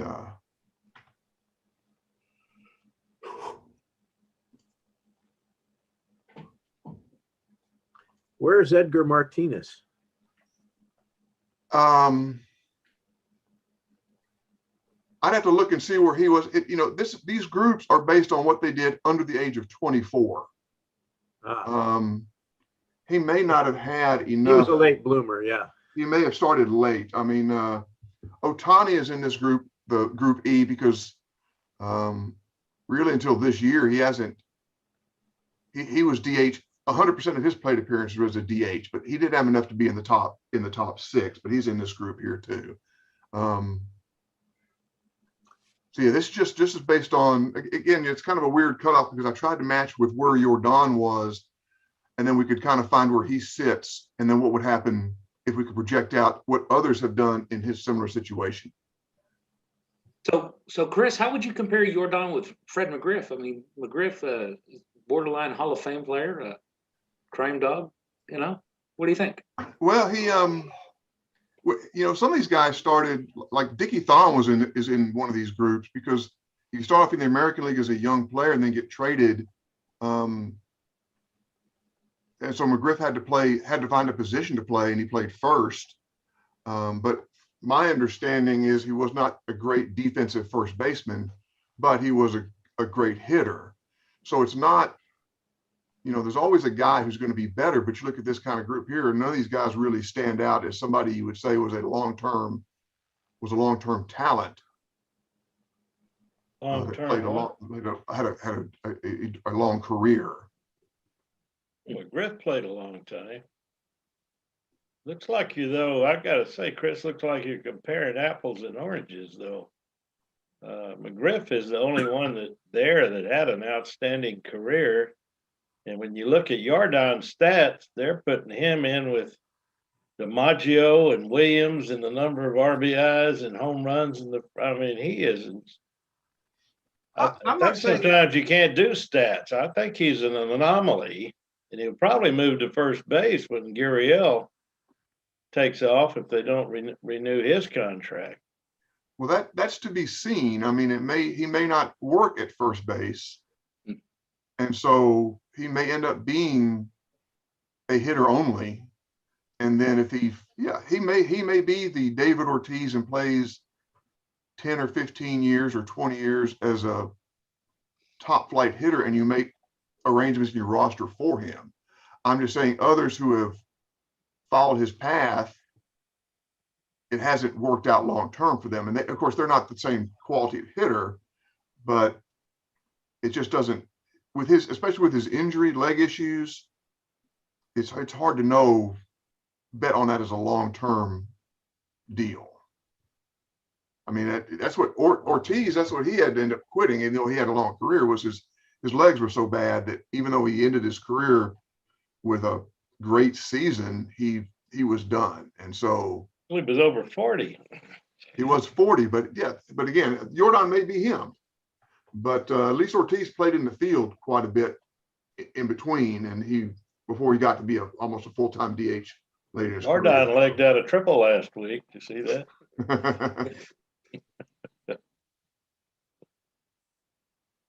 Well, would he be in the major leagues without the designated hitter position? Well, the Dodgers traded him away because they didn't think they had a position for him. So, but no, as long as he can hit, obviously he'll be playing. It's you're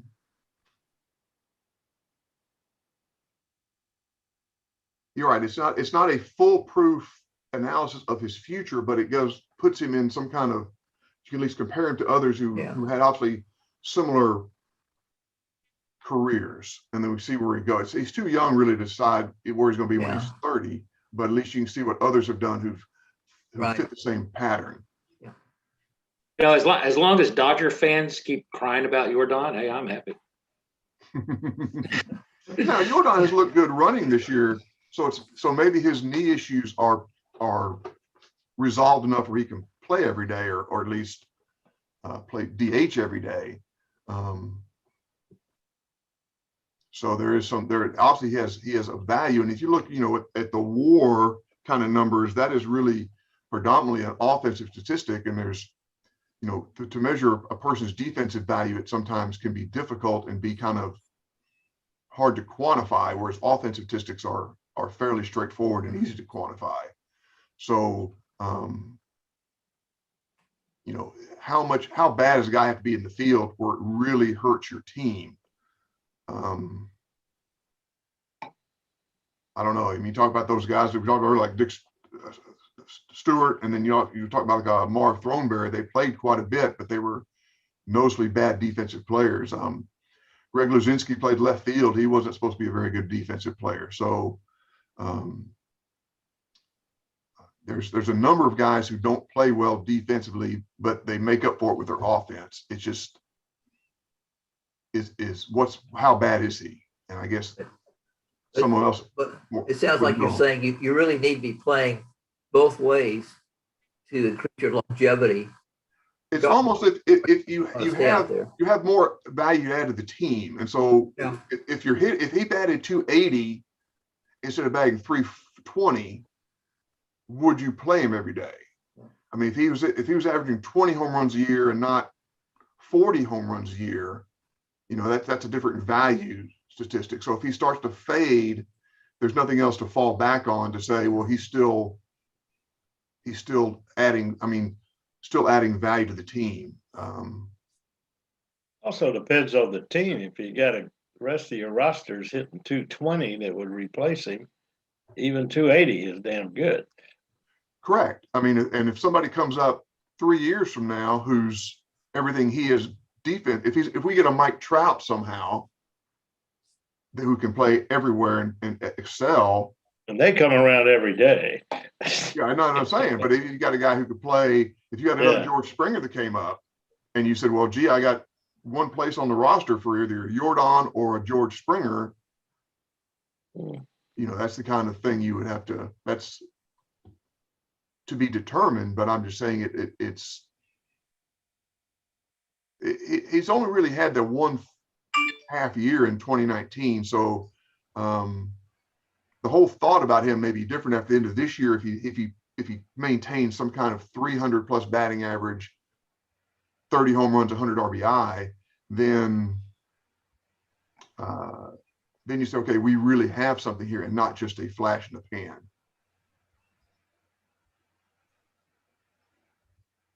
All right. Anybody have any other questions for Chris? Great presentation. I like it. That was very well done. Yes. All right. Just a reminder. I have a quick question. How many folks do we have on the Bill Virdon session? How many participated? I counted a grand total of 56 plus David. So that'd be 57. Wow. Yeah. Well, I mean, and then Tal and his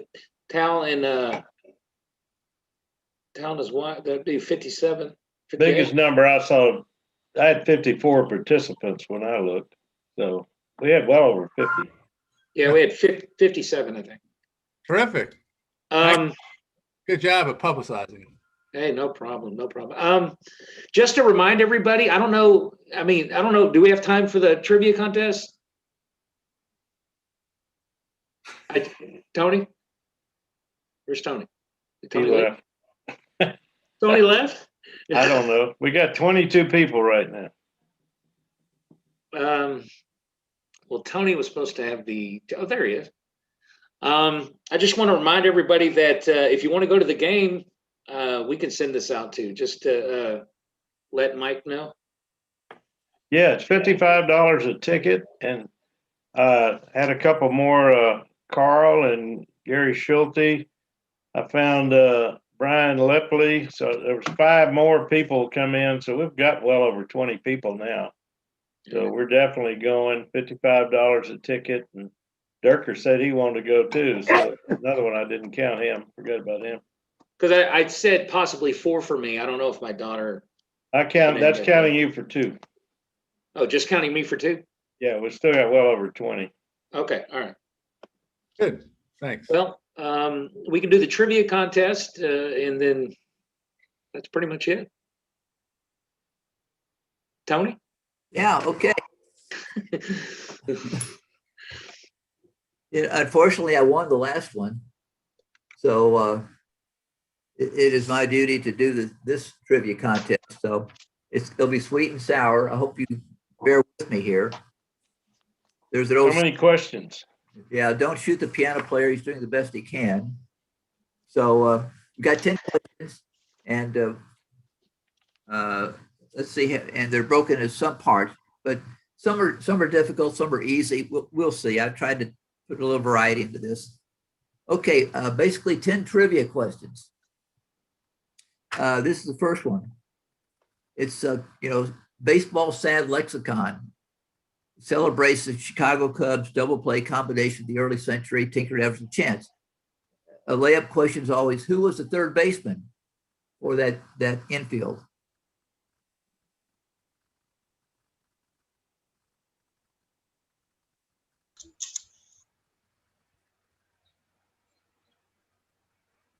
And do you know that his connection to Texas?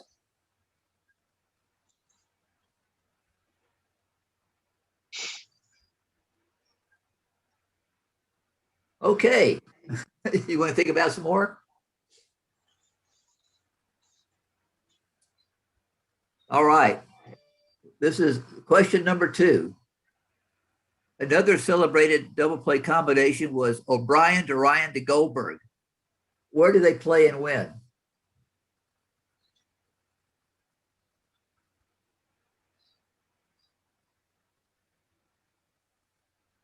All right.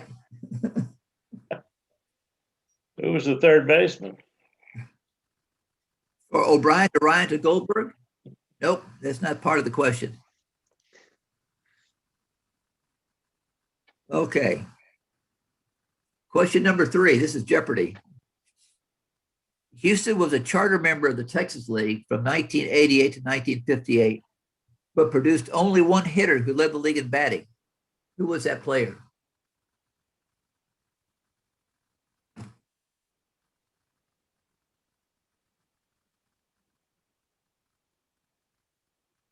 Led the Texas League in batting or led the Yes. He led the Texas League in batting. Only one Buffalo did it.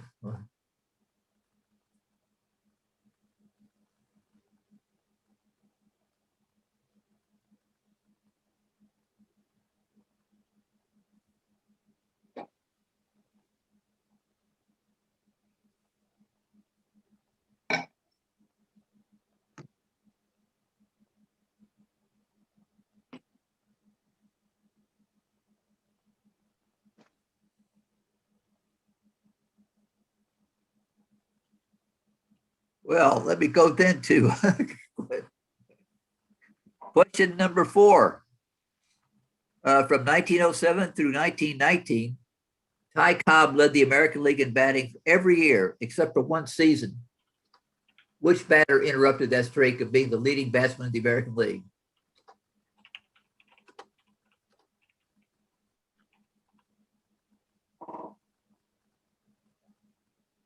You'll never ask me to do this again. Okay. Between 1918 and 1931, Babe Ruth led the American League in home runs every year except in 1922 and 1925. Which players surpassed the Babe in those years?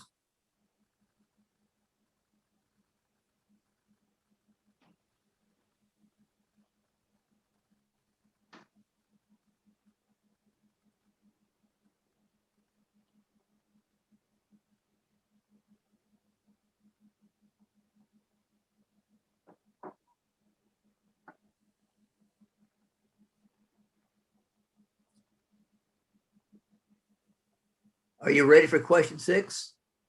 Oh, yeah. Who were Moonlight Graham and Charlie Faust, and how are they connected?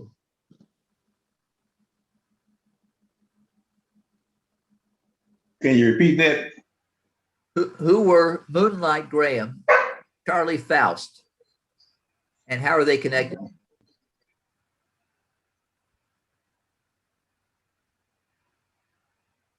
Moonlight Graham was Archibald Graham from the guy who played one game in 22, I believe. Nope. Close though.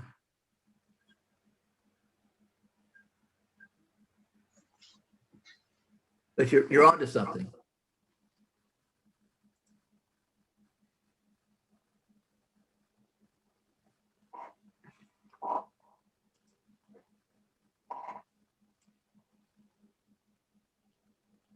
Question number 7. Which major league team hit the most home runs in a season, modern era, and which team hit the fewest?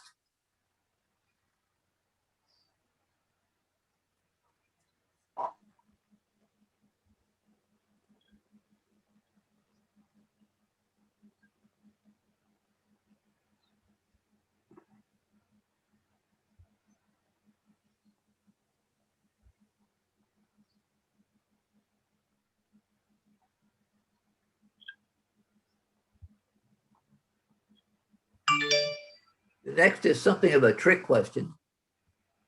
Kind of. Who was the last American yachtsman to manage a major league ball club?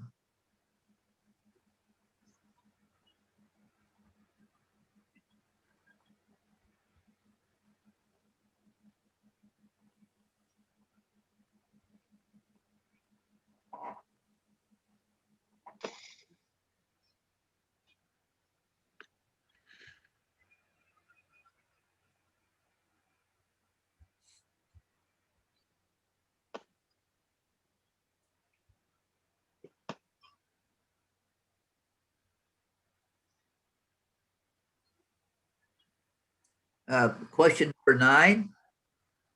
Can you identify any Hollywood stars who were at least a part owner of a major league ball club?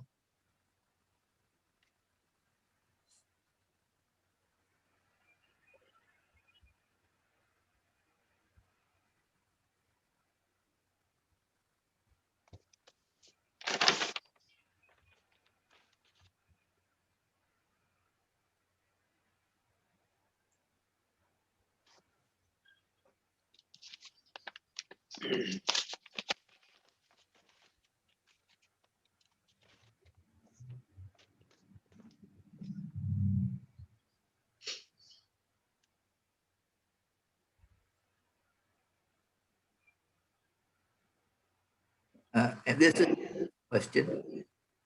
How many major league ball players were later elected to Congress?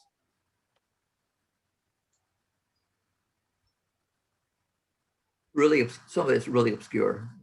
How many major league ball players were later elected to the United States Congress?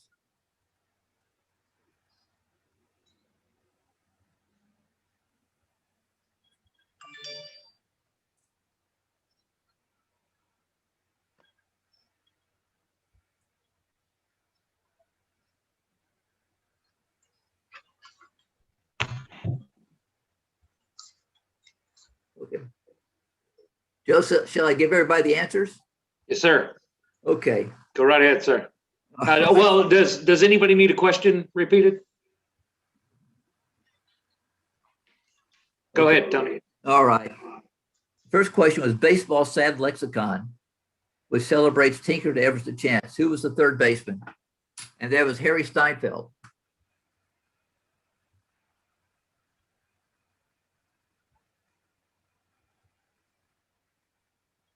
It's just interesting to know, but in the late 1800s, he played for Houston in the Texas League, about 1895, 1896. But the answer was Harry Steinfeld.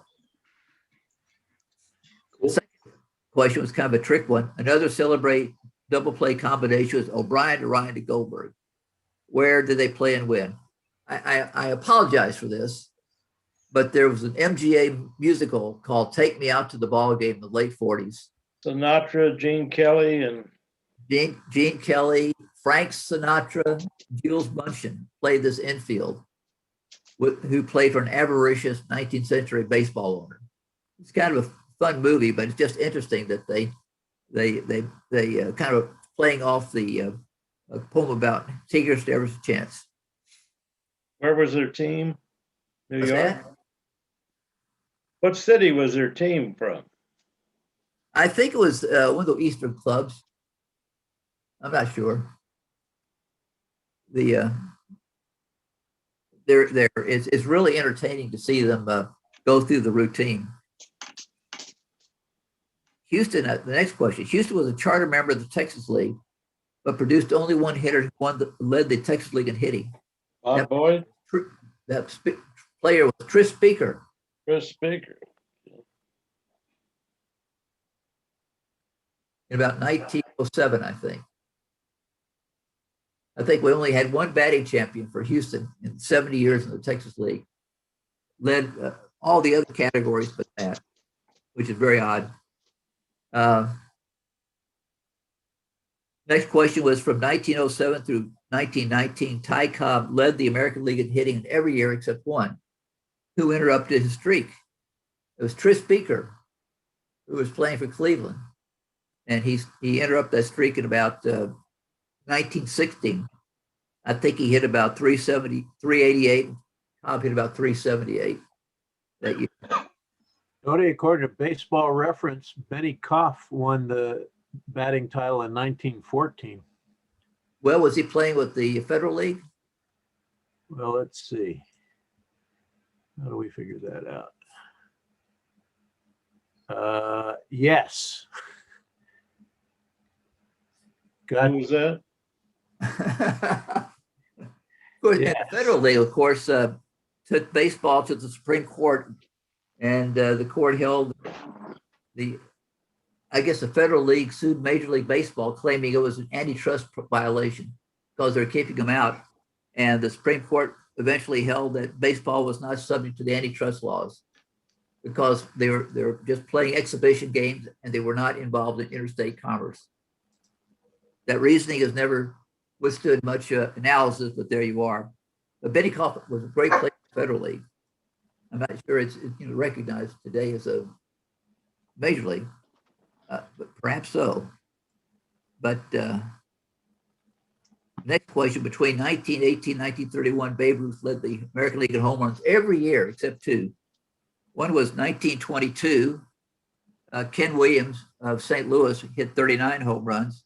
In 1925, Bob Musial of the Yankees, his teammate, led the league with about 33. Both those years, Ruth was ill, so he didn't play at full capacity.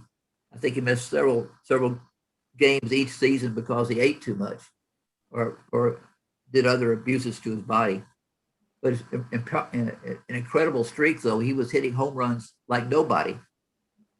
His first year, 1918, he tied the league for home runs, hitting 11 while also pitching. So he had a remarkable career. The next question was, who were Moonlight Graham and Charlie Faust? Field of Dreams. Moonlight Graham. He played right field for the New York Giants in 1905 for a half inning.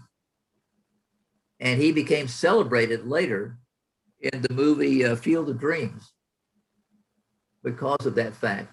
He played a half an inning in 1905 for the Giants and went back to the minor leagues, became a doctor, I believe, in North Carolina, became very famous there. But for some reason, the fellow who wrote Shoeless Joe was fascinated by this history and included him in that book. And so he became a prominent part of the movie with Kevin Costner. That was Moonlight Graham. The other player was Charlie Faust.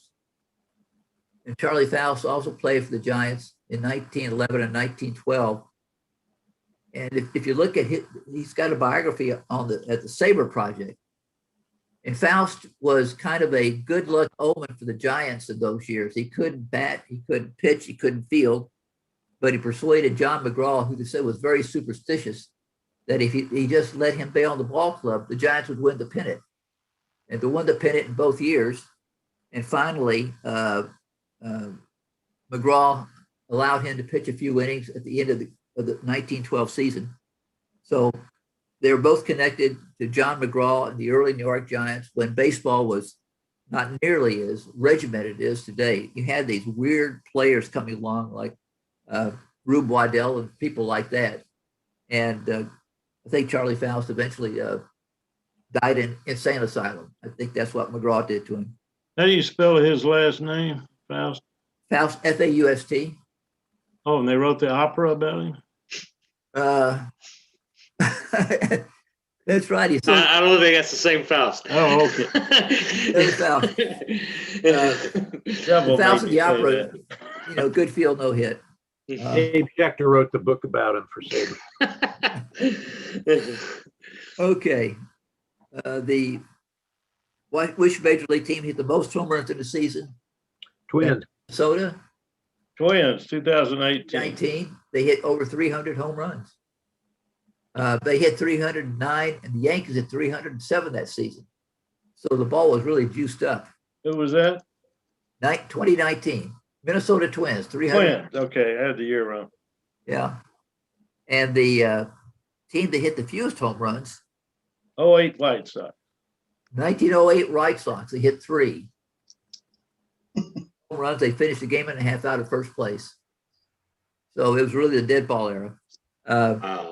If I would have asked Bill Virdon about the fact that the team that hit the fewest home runs in a season since we've gone to 15 clubs in each league were the Astros. In 1979, they hit 47 home runs and finished second. I don't know how they did it, but it was a miracle. But I think Andahar led the league in home runs for the. They had J.R. Richards. J.R. Richards, yeah. They had great pitching, but 47 home runs. It's hard to imagine these days, but it was ballpark too. The next question, a trick question. Who was the last American yachtsman to manage a major league ball club? Ted Turner. Ted Turner, yes. Turner managed the Braves for one game in 1977 because the rest of his club was awful. He didn't like his managers. But earlier that year, I believe he participated and won the America's Cup Yachting Championship. I think he was lost at sea for a while. Maybe he still is. But I thought that was interesting that he managed. And the commissioner made him quit managing after the one game. He wouldn't let him come back. Well, it was kind of a stunt, but he is listed in the official baseball records as a manager. It's interesting. My next question, can you identify any Hollywood stars to release a part owner of a major league ball club? Bing Crosby. I came up with Bing Crosby. Pirates. Oh, Gene Autry. Gene Autry. Gene Autry, yeah. The Angels. And Danny Kaye. It's kind of the Seattle club for a while. Did Bob Hope ever? What's that? Did Bob Hope do it with the Indians? He did it with the Indians, yes. Okay. Hope. Danny Kaye had. Seattle. I think he was manager of the Seattle Pilots for a while. He really loved baseball. So that's 4? Yeah. Bob Hope, Gene Autry, Bing Crosby. Okay. And question was, how many major league players were elected to Congress? Jim Bunning. Jim Bunning, Vinegar Vin Mizell, who pitched for the Cardinals and the Buffs, and then was elected to the House from South Carolina. And an obscure guy called Pi Schwert, Schwert. He was elected to the Congress, but in his early years, 1914, 15, he played for the New York Highlanders. But that didn't keep him out of the Congress. So those are the only three players that I recognize as being elected to the Hall to the. Hey, Tony? Yeah. On Abbott and Costello's, who's on first? Who was the third baseman? Who's No, he was on first. Who I don't played know. third? I don't know. That's right. I don't know. What's up? Oh gosh, thank you. So anyway, those are the questions. I guess I'll ask.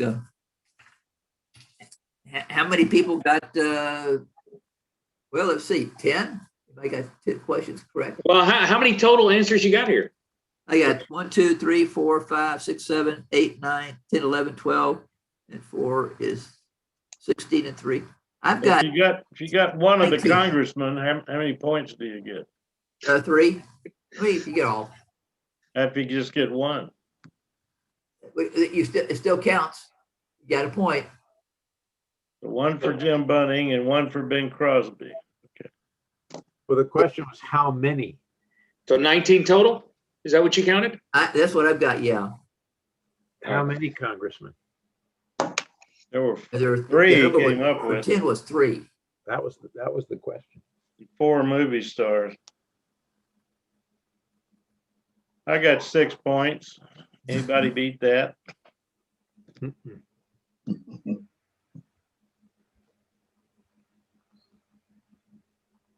Did anybody get O'Brien to Ryan to Gilbert? I did. Okay, good. Okay, Mike. That's great. Actually, that makes 7 points. Excuse me. Okay. Did anybody get the tree speaker questions? Nope. I got speaker as the batting title guy. Okay, that's good. You got a point there. And the Babe Ruth home run questions, really kind of obscure, but. I got that one. Oh, good. Great. Moonlight Graham and Charlie Faust? I got Faust. Okay. Got Field of Dreams. That's it. That'll count. That'll count. Doesn't count? Sure. You've got the movie. Yeah. I would grade generously on this. Okay. Well, then I got that too. The Major League home run leaders? Got the leaders. Well, I team got leaders. the Twins. I got the Twins and the White Sox. Well, good. All right.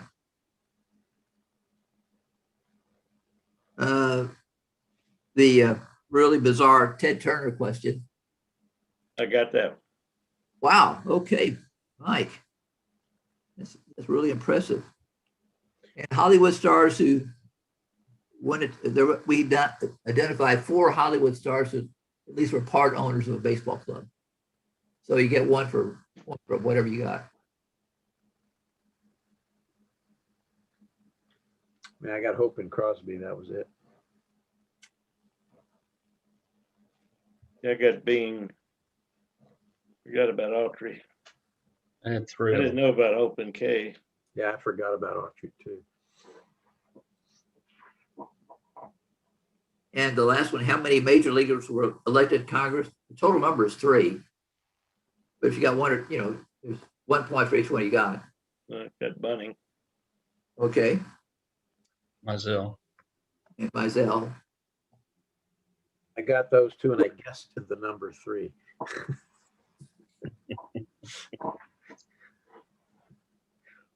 Okay. That's 5.5. Okay. So who's the winner here? Well, how many people got 5 answers? 5 points. 1, 2, 3. Okay. 10? Who got 6? Mike? Yeah, I got 7. 7 for Mike. Mike's champ. Mike, you are the winner. Whoopee. So I think You'll get to write the first trivia contest when we're back face to face in July, right? Is that what we're doing here? Yeah, if we're going to Skeeter's game in June, I guess. So Mike is the winner. All right, Mike, I will gladly hand the tools of ignorance over to you. Appreciate it. Hey Tony, you emailed me the questions. Can you email me the answers too? I'm gonna put some on the website. I'm gonna put some on the website for you. I will. I'll do that. All right. Thank you all for making the meeting tonight a little bit easier for me. Wesley, you going to the Skeeters game? I don't know yet. You need to know about what, today or tomorrow? Oh, by about 3 weeks, probably a week before the game. How about you, Oh, okay. Wendy Franny? You going to the game? She's muted, but I think she said yes. Mike, I got a question. When you get a chance. Go ahead. Third base. I was telling my wife, I can't remember the last time I wrote a check. So I don't really have checks. Got like PayPal or something. What do you want me? Good question. Venmo or something? I don't know. I'll put you on will call. You go up and pay for them. How's that? Or maybe I'll just have my wife. I think my wife has a check. I'll just. By the way, has anybody had any troubles with the ticket situation with the Astros? In other words, you have to get them on your phone and show up with them. Has it worked like a charm for everybody?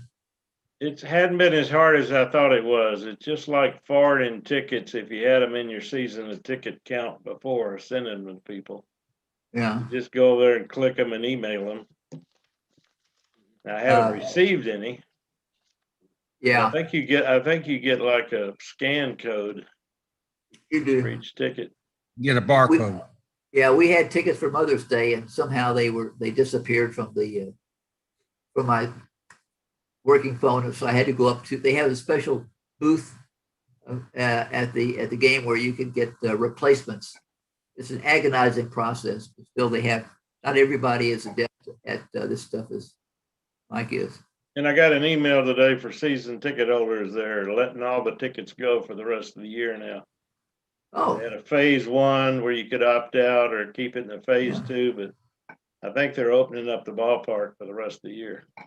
Yeah, yes, I read about that. It's going to be 100% starting with the next homestand. Mm-hmm. We should be also very grateful for the vaccine and what it's done for everybody. It's really kind of a miracle when you look at what's happened in other countries. I think they're also dropping the mask requirement. The governor did. We had a guy who sat down next to us at the Astro game. He was from Canada, and he says he may not get a injection in Canada for 5 or 6 weeks yet. Their system there is so difficult to manage. So he told him, "Hey, you hang around Houston, you get one at the ballpark." So can't believe it. It's go down the border, you'll get one next week. Oh yeah, it's great. All right, everybody. Joe. Thank you, everybody. Good meeting. Thank you. Good job, Joe. Thank you all very much. Thank you for making it easier. We'll see you at the ballpark in June, hopefully. You bet. Good to see Bill Virdon. Face to face. Yeah, if not, we'll see you face to face at in July, back at Spaghetti West. Okay. What was the July date again? What was the July date again? Second Monday. We would have done a third Monday, but they were on a road game. He's talking about July, right, John? Yes. That's the third Monday. Third Monday in July. Third Monday in July. Okay. I'm gonna talk with Bob. Maybe we can keep the Zoom thing going a little bit for people who can't come. So we'll see. All right. All right. Thank you. Have a nice evening. Good night, Joe. Good night. Good night. Good night. I'll send you a check, Mike. I'll figure out some. Oh, he left.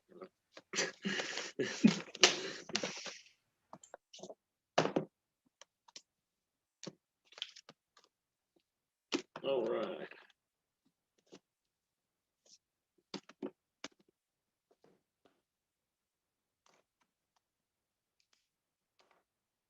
Let's That's it.